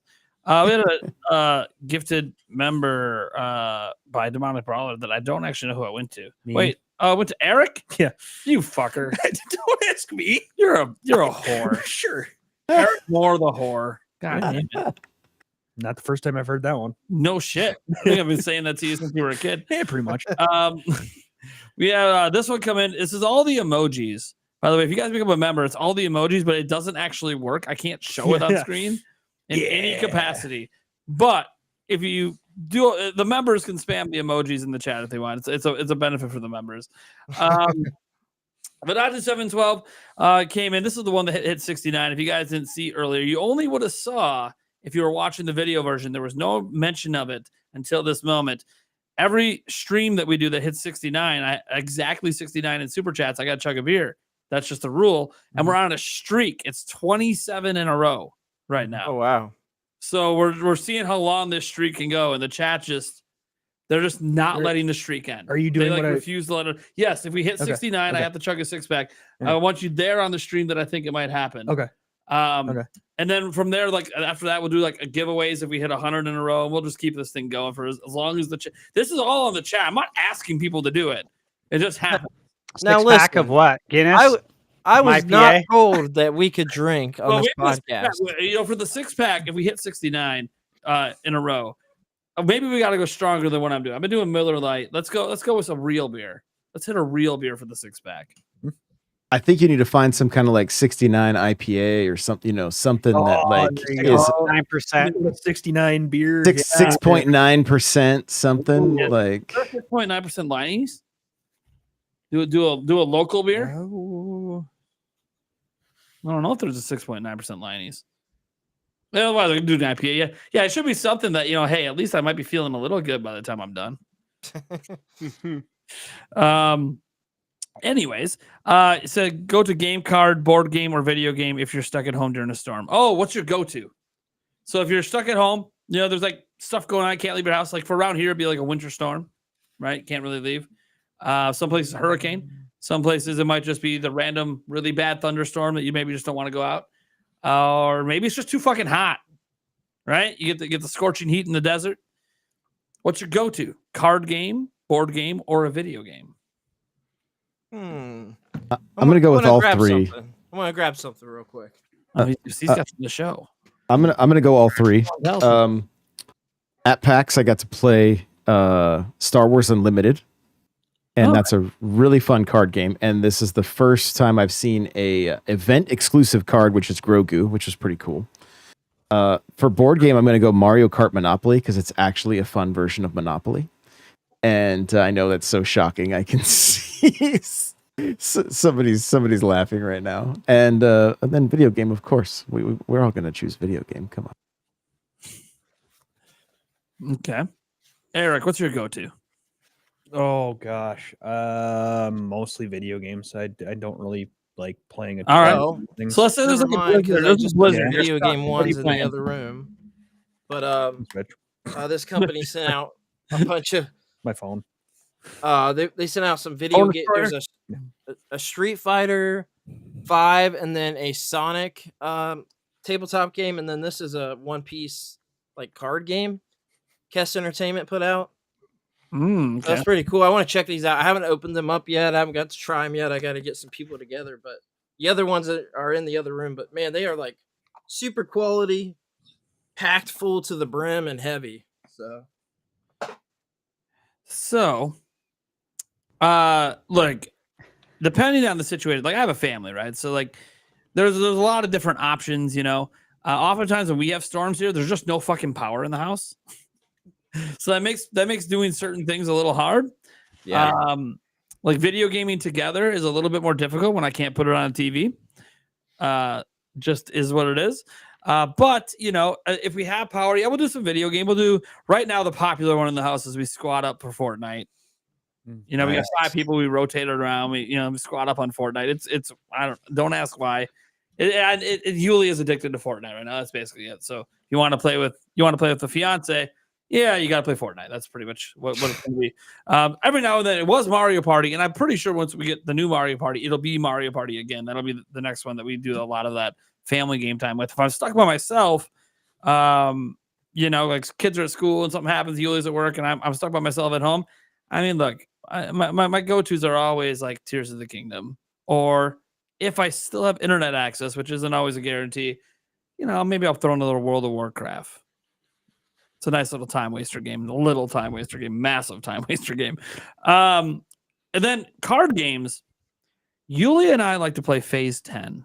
We play a lot of Phase 10. So that's a nice fun one that we do a lot. That's a good one. Yeah, just a classic, been around forever, but it's just fun. It's just a fun game. Board game wise, now I don't get to do as many board games as I used to. Like the most common one that I play is Scrabble or Upwards. So word style board games. Again, something that me and Yulia will do together. But I actually really, if I have the right people over, and pretty much it's Eric and nobody else because I don't have friends, I'd like to play Risk. I like that game. Yeah, you just gotta. I love Lord of the Rings Risk, which I do have the full complete set, and apparently that's worth a lot of money because they don't make it anymore. But Lord of the Rings Risk is badass. I like Stratego as well. I'm hoping as my boys get a little older, they'll maybe want to try out Stratego with me. But Did you ever play Axis and Allies? yes, So fun. Oh my so gosh. good. So Yes. good. Yes. Steve's laughing over there. What's going on, man? That's the chat. Oh, the chat's getting you. All right. Oh, I see. I'm looking. I see. All right.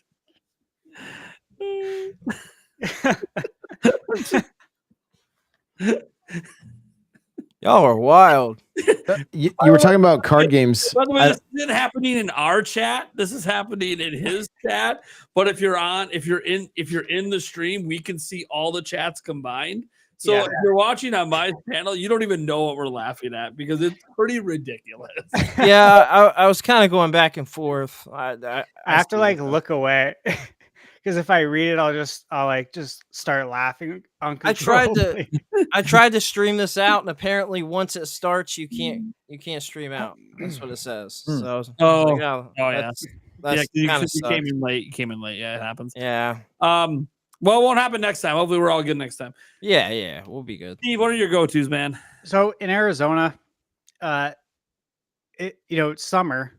It's hot for months and months. So you stay inside unless you're in a pool. Sure. And so this scenario is my summers. And I'm an Arizona native, so it's been my summer for almost 40 years. So yeah, I have a lot of stuff, right? Card games. Yeah, we've played cards our whole life. Like our family loves to play cards. Mm-hmm. You know, like Hold'em, War, baseball, nighttime baseball. A game called Ace to the King, which is like Rummy. But a little bit more intricate, play like 31. They have all these games. Like every holiday, we play cards. That's cool. That's what we do. And, no matter how much I love video games, we'll still be playing cards because that's what everyone wants to do. So we always play cards. And I always said that, like, if like an EMP went off and all the power goes out, I have decks of cards for days, and that would be my entertainment. Honestly, I could play cards all the time. So I love cards. Board game, Payday is a fun one. I haven't played that in decades, though. I always said, like, Michaela asked me if I want to play a board game, and I said, "Do I look bored?" That's the only way I'm going to play one because I got video games to play. Right? Yeah. I do really enjoy Scrabble though. I like Scrabble a lot. I do like Scrabble. Let me. Are you a Sonic fan at all? Sonic the Hedgehog? Yeah, he's behind me. See, we're not talking about the restaurant, are we? That place sucks. There. I have it in the other room. I have their first board game that they put out, but it's like a full tabletop game. It's not just like a generic board game. And they've got a brand new one that just came out called Sonic Speed Battle. So you should check that out. It's really, really cool. I saw it at PAX. You saw it? Yeah. They're that sending and it Contra. out for me to check out, but it looks great. Contra had they look like big. The boxes look like NES Yep. carts. Yeah, I know, it's so cool. I can't wait to check them out. It's so cool. I Great heard about- company, man. I heard Stop about reading that the chat, Contra Steve. one. Stop reading the chat, Steve. It's not. What's going on? What's this stuff about goats? What's going on here? No, it's- I'm so out of the loop. I don't know what's happening. Stay out of the loop. We don't need to be- Mayonnaise and goats. We need to stay out. That's enough. Man, Oh my god! I heard What- about that Contra board game. Now that's tempting. it looks it's sick. It looks like an NES cart. But the Sonic Speed Battle looks really cool too. So, but that first Sonic, I forget what it's called, but that first Sonic game they put out, it's like a really intensive, like full tabletop game. So it's really cool. But like I just don't get time to play them like that. So I'm actually dedicating some time with a group of people here soon for the first time in like 15 years to play these games so I can review them. I haven't like sat down and played D&D or like a tabletop game since high school probably. So Steve, what's your go-to game? Video game for the summer. Or you're just stuck inside, can't go anywhere. I don't have a go-to, guys. You see what's behind him? Yeah. Well, like, there's certain games that are like home cooking, right? We all have those that just bring you back, and that's kind of like occasionally what I will do is I'll revisit something that either I haven't played in a long time, or also something that I know I haven't played in a long time, but is also like a quick kind of deal, right? Like running through Super Mario Brothers 3 or Super Mario World because you haven't beat it in 5 years or something. That's fun to go through again. An afternoon of gaming, so to speak. Our next one comes in from Demon Brawler. He says, how much will NSO price increase with Switch 2? That's a good question. Hopefully significantly if they improve it. They can't. Yeah. They better not like jack it just because it's Switch 2, but then there's like nothing really new. And I'm talking like rollback for Smash. Like, I mean, we need like, I don't know if you guys play a lot of Mario Kart online, but it's so ridiculous the way like. Oh yeah, I can't do it. I lose every time. You will get hit by somebody that you're avoiding because on their screen they hit you, but on your screen you're not near them. It's so bad. It's so bad. Have you ever noticed when you hit somebody in Mario Kart and they don't slow down but they lose coins? Because the game doesn't know what is actually happening. And then you're like, this person's cheating. No, it's the netcode. So well, I mean, I'll be a little fair to we're talking about a 2014 Wii U game. Yeah. it's true. Don't really think they really did a whole lot to it when they brought it over. It works. The online works. We're just gonna leave it at that. Yeah. It functions. Gosh, I don't know if they're gonna increase the price right out the gate, but I have a feeling that they might, like if they release the Switch 2 in March or April, May, I don't think they're gonna touch the price then. But I do think by the holidays there could be a price increase right before they get the big holiday rush. It's just, what would be the purpose of the increase? There would have to be new features, or they can't just keep going, well, hey, we got Dreamcast added now, so now you got to pay an extra $5 a month. It's like, well, no, that's cool. Thank you for Dreamcast. But also, come on, man. Like we need, I need a way to contact my friends. Please. Believe it or not, a lot of people I'm friended with on my Switch, I have no way to contact them. Yeah. Yeah, same. I don't know if you saw, but Xbox just brought back the friend feature. I played with them in a game and we friended each other in the game, but we can't talk to each other. Yeah. Well, you can use the app, Well, only for the games that allow the voice chat. Yeah, that's true. I text them. I know it's gonna happen, guys. NSO Pro, and it's gonna cost way more than it should. Oh my god. Oh my god. Watch it be like $200 a year or some shit.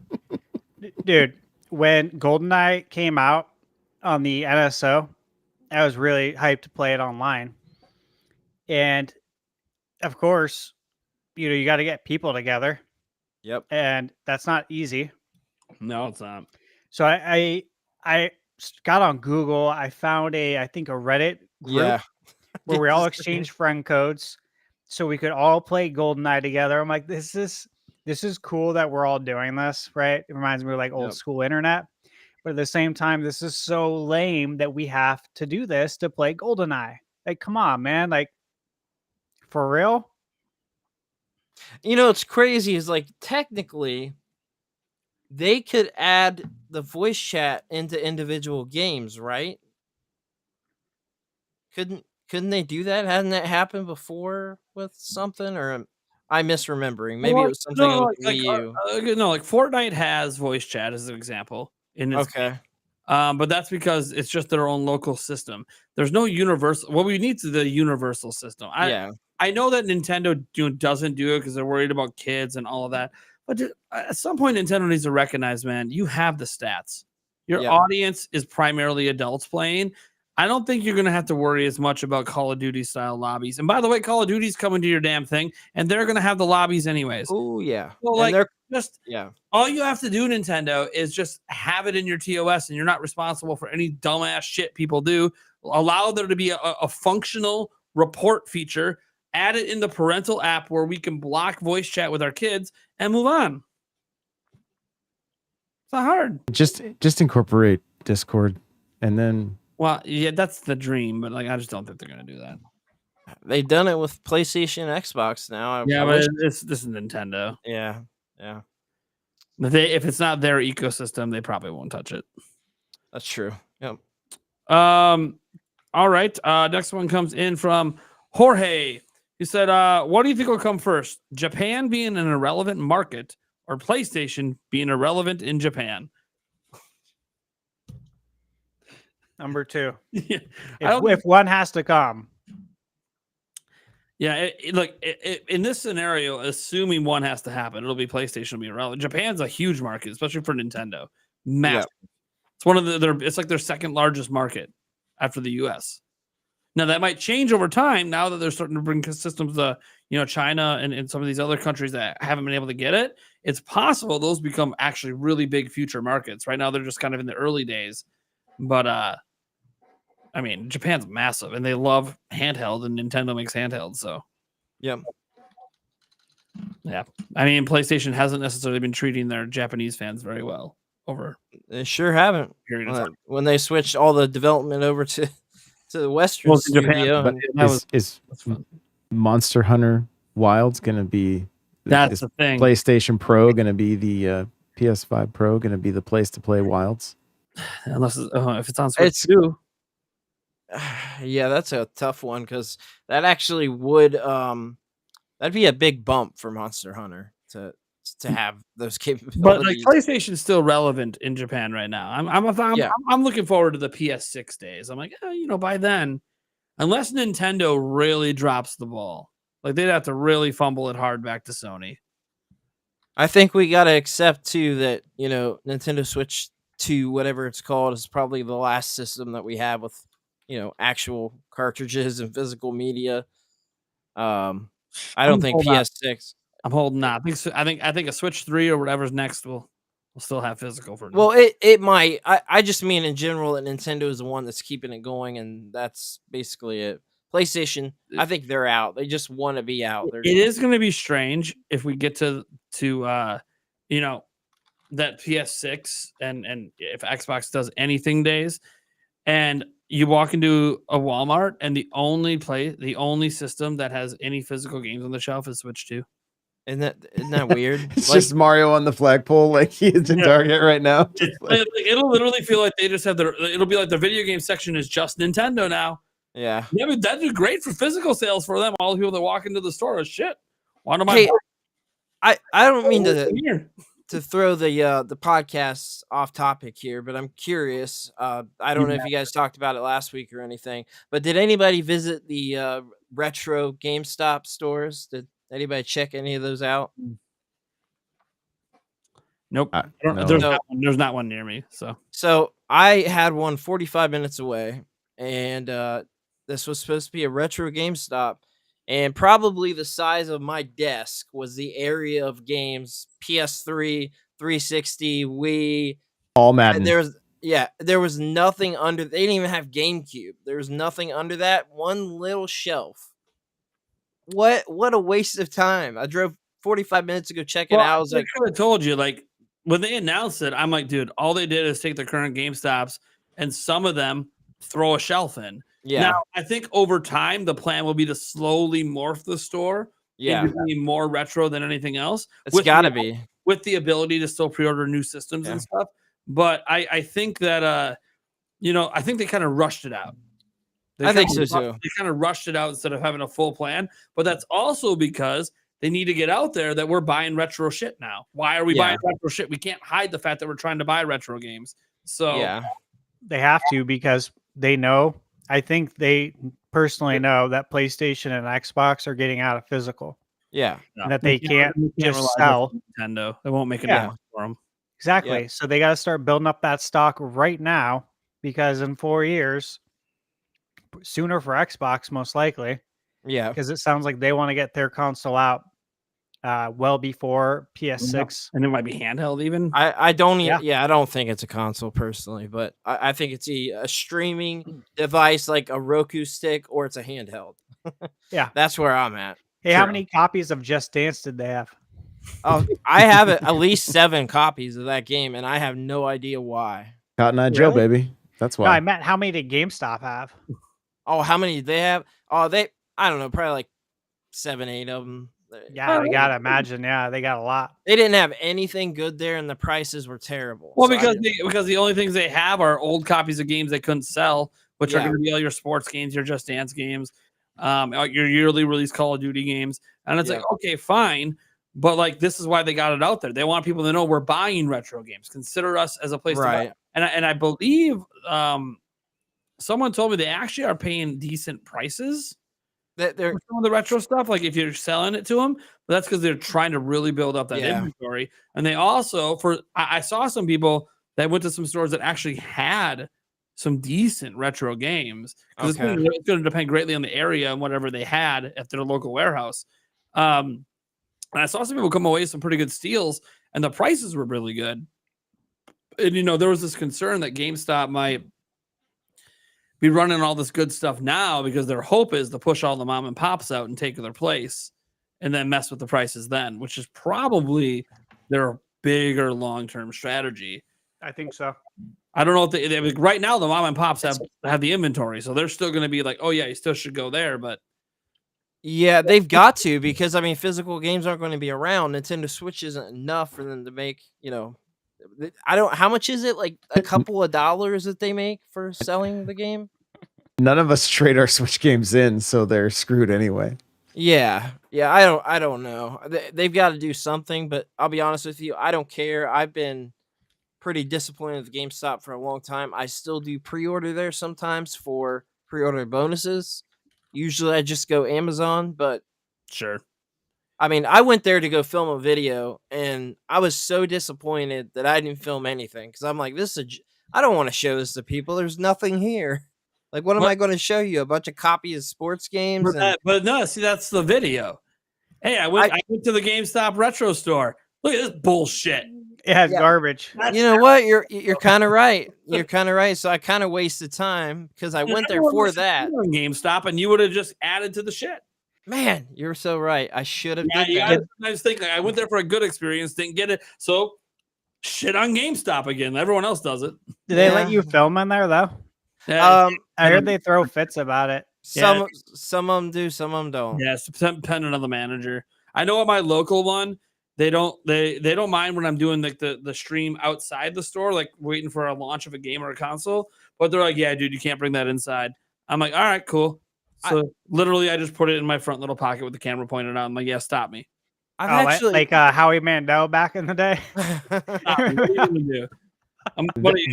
They used to bring me out for live shows. I'd play live music during the launch of like, oh, that's sick. Like CODs and Pokemon. It was like the craziest audience ever. It's like none of these people. The funny thing is, I think what I should do is because we still have a mall with a GameStop, and when they found I was just happened to stop in there for something, and they realized I was a YouTuber, and they looked me up, and they're like, "Oh shit, dude, the manager at this store, you need to start coming to all the Nintendo launches. He'll let you fucking film everything." I'm like, dude. Yes, I'm like, I need to meet this motherfucker because holy shit. Yeah, Switch 2 launch, midnight release in the fucking mall. Dude, you know, the mall food is amazing. So I'll be there extra early and just pile up fucking mall food to eat all night. And I'm just gonna sit there and be like a fucking e-celebrity, being treated like a fucking royalty by the goddamn guy, and I get to film everything. Yeah. I got really lucky with my local GameStop that I've kind of gotten in with the manager, and they give me all the pre-order bonuses that don't get given out. They give me a bunch of the signs and promo stuff. I actually at this point have too much that I've got to figure out what to do with some of it because it's taking up space. But like the Sonic Superstars game, there were these acrylic stand pre-order bonuses that you could get there. I've got like 50 of them. I got a whole case of them that never even got opened up. All right. Our next question here coming in from Koala Caches. Let me see. He's asking everyone. Let's go, Echoes of Wisdom. Who's day one-ing it? Mm-hmm. Is there a question? Oh yes, absolutely. I'm like Mr. I'll be streaming it. Yeah. I'm literally Mr. I think even Eric's day one-in. It's Zelda. He's excited. Yep. Day one-in. He likes top down. Classic style. Let's go. It's gonna be fun.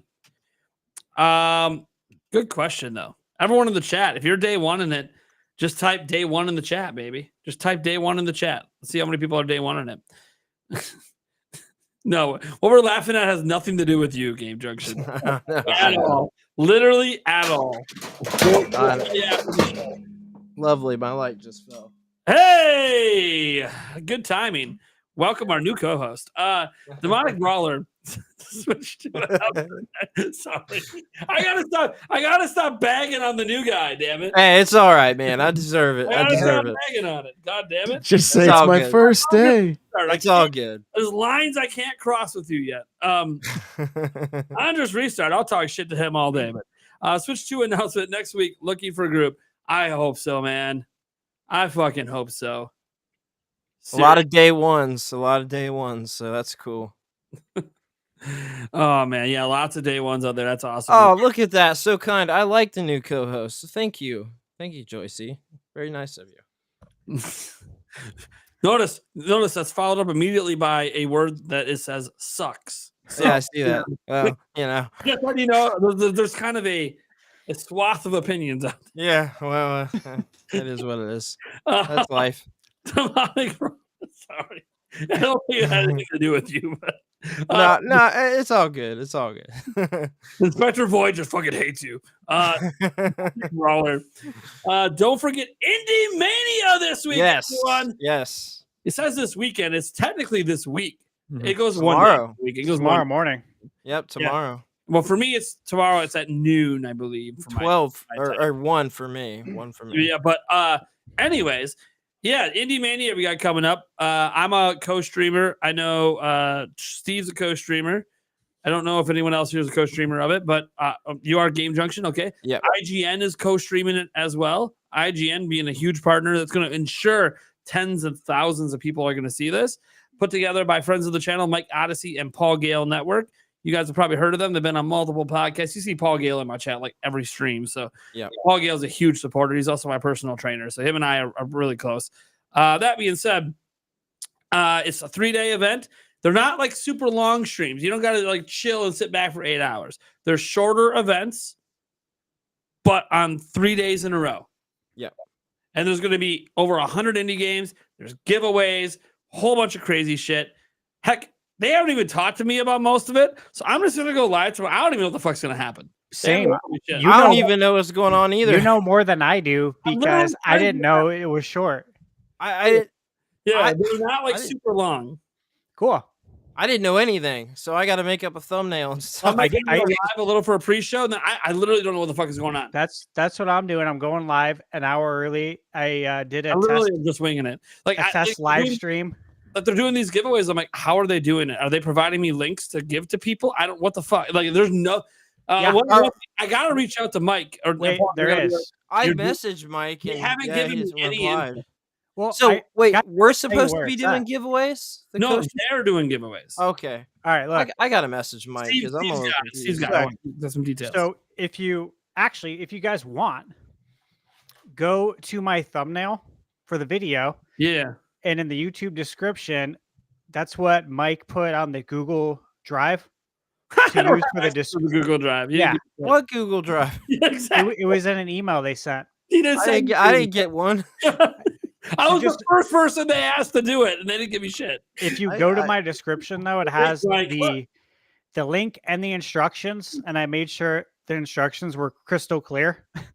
So Oh the my instructions gosh. and link are right there, and you guys can copy and paste it because it's the same link for everybody. that Maybe they forward me click that on video. and they Oh, fill out a Like submission that. form. So that's what I was gonna talk to you, Steve, after the podcast about that to see if you knew anything because I have no idea what's going on whatsoever with it. I was just kind of thrown into it. I had no idea. So. Yeah, I don't know much, but that much I know. I wasn't given any info on any of this. Yeah, Well, me neither. I It's only kinda know what fun, though. Paul told me. Also, to be fair, you actually didn't sign yourself up. So No. So I went to sign up to the website. It wasn't Yeah. working. And then I reached out to Mike and he's like, yo, you don't need to worry about it, man. You're Yeah, I good. know. I'm going to add your stuff to everything. He didn't add shit. He put my logo on everything, but sent me no info. So you technically did. So he's been sign up. advertising. This is the first year. You know what I mean? I'm Like, such an idiot because it was in my spam folder. I have the There you go. email now. so yeah, I'm going in like blind in that sense. Like I don't know what to expect. I haven't live streamed and outside of here on podcasts, I haven't done a live stream in probably a year. So I'm like, whatever. I'm not Steve, as Mike and Paul Gale. This is like just one of those that like, hey, man. I know you're not. I think what happened is they got that IGM partnership. And they focused hard on it. I'm like, I get it. No, I get it too. I was actually going to ask you, Steve, if you wanted to co-stream it. I think that'd be pretty fun. I don't know if you've co-streamed on Twitch. A three-way. That'd be dude. I'm down for What do real. you mean? Like you want to join mine? No, like, we just stream together. We all stream We together. all stream together and on our own channels at the same time. Yeah, you're all in. It's kind of like the podcast, sort of. I'd be Yeah. down. That'd Okay, be fun. because we can talk during it and make it more interesting. Exactly. So, all right, yeah, I'm down. We'll do that tomorrow then. So I have plans to go live at 9. That's what I had put, Yep. which is an hour early. So Okay, so 12 for me. So I can do that. I'll be ready. Figure it out. I'll be up at 4 in the morning. I'm up every day at 4. Really? It didn't work. I mean, I wake up at Every 5 day. for work, but yeah, Yeah. Early bird gets the worm. that's true. I mean, just look at the guys. Just look behind him. He's clearly right. I mean, look. You want to know? I how mean, much action he has the 4 a.m. he has- again. he has a master edition back there. I'm like, dude's got it made, man. That's all you need in life. Just so you know, it's sealed. Never been opened. Even better. You don't want to get into how many sealed things he has. He's got quite the collection. What's your address again, Steve? You know, it's funny. Listen to this. So during the stream, I was replying to someone who sent me a 8-in-1 like Switch cartridge thing to Mhm. review. They Oh, yeah, emailed I me and got asked if that I wanted too. to. I said sure. So it said it was delivered, and it says it was left at my front porch by my front door. Okay. And I'm like, first off, on my property, I'm not trying. I'm just trying to give a visual, but I live on a top of a mountain on 5 acres. I have an iron gate that's locked. He's a fucking castle right now. Well, I sent him 2 pictures that literally show like where it is, and I'm like, there's no way that they drove up to my house and put the package by my door. Nobody can enter. I have no trespassing signs. You'd have to plow through a iron gate. Iron Gate, yeah. I'm just like, Dang, dude. no, dude, they didn't deliver it. And I was like, I saw the tracking. I saw that it said it was left at either my front porch or my front door. I'm like, there's no way. Yeah, There's right. no way they didn't deliver it to the right place. Well, I got one and it doesn't work. So I had to Oh. send it back and I haven't gotten a new one yet. So Man. fun What- times. What you don't know, Steve, is that they parked at your front gate and then took a drone out and then took the drone and then dropped it at your front. Well, I did check. I did check the Whoa. property. Whoa. Yeah, they do the drone delivery. I don't think they do it all the way out there, but they have those drone deliveries, I've heard that. Or they punted it. You don't one have of the two. you don't have a no fly zone. No, I don't. Or they pulled up to the We're front gonna gate add and then that one punted in. it over it. So I mean, I'm in Ohio, so they don't have crap here. But All right. Well, I think that's gonna do it for our show tonight. Extra long one, but we have special, like when there's like an event that happens. Hey, we have the PlayStation 5 Pro this week. Mhm. Yeah. So next long one will probably be Switch 2 reveal. It'll be Hopefully next Shut week. up. It's next week, baby. You just want me to do the hot chip. That's all. He wants me to possibly puke on stream. It is what it is for the second time. For the second, last time was 3 tequila shots in a row. Yeah. Yes, it was. Oh man, no breaks. I went boom, boom, boom, because he called me a pussy. If I would have stopped for a moment, Wait, I would have been fine. what was it that you did? 3 tequila shots in a row. Just and here's the thing: dang. if I stop and let it settle for like 10 seconds, I'm good. Don't let Brandon see you do that motion. Yeah, well, it ain't me. I'm worried about. So we're good. That being said, let's go around the room. Let people know what we got going on, where they can find us. You want to tease in the upcoming content? We'll start with our guest, N64 Josh, man. What do you got going on? Guys, I am N64 Josh everywhere. I host the Nintendo Powercast. I recently moved and I'm getting back to my daily shows. So it is on YouTube at youtube.com/N64Josh, as well as all of your favorite podcast players. I stream a lot of Mario Kart on TikTok and then do some Smash and other games on Twitch and other platforms as well. So just love Nintendo, love community, and if you guys want to get some races with us, come hang out. It's a good time. Awesome. Let's go over to Thunderstash, buddy. Yep. So I just posted my review earlier today, about an hour before the stream, for Iron Meat, and you should go check that out. We I had a have great time with it. Yeah, great time, and it was a game I was looking forward to, and it you have to find out if it delivered, I guess you could say. And then Friday, I already have it scheduled. Review's done. Haunted Castle Revisited. Oh, okay. And Yeah. I figured, Friday the 13th be a good day to post a Castlevania game review. And you want to check that one out because that's on the Dominus collection. Yes. It's a bonus game. And it's special. You definitely want to check it out. I was very surprised. And then, of course, Indie Mania the next 3 days. So that's what's up. All right. Eric. I'm here. Yep. That's it. Hoping the Packers could win without love. Right? Hoping the Brewers wrap up the division soon, which They got it pretty much on absolutely lock, but destroyed tonight, though. yeah, the division's pretty much on lock. Yeah. It's just a matter of time. They're going to be the 3 seed. And hey, he's got the Fear the Deer shirt on, guys. Hell That's about the Milwaukee Bucks. First game of the season, October 6th, baby. Let's go. Let's go. A healthy Bucks. I finally get to see Giannis play basketball again. Not just for the Greek national team. That'll be fun. Big Hell NBA guy. Dude, I swear I got to get this sports channel going. I got to get Steve on. I got to get Naj. I got to get a whole bunch of people. Got to get a little show going. I was just going to tell you guys. So I was talking to my friend Brandon today, not this one in chat. Dang. You got another friend named Brandon? Yeah, and not you. Likely story. This guy, he's on YouTube as well. I've live streamed with him before. His name's Sons Geek. Okay. And at any rate, we were talking, and he's had a Suns channel for like 10 years. Okay. And I've worked with him quite a bit Sure. over the last few years. And we know a lot of people who work for the Suns and that are in Suns management.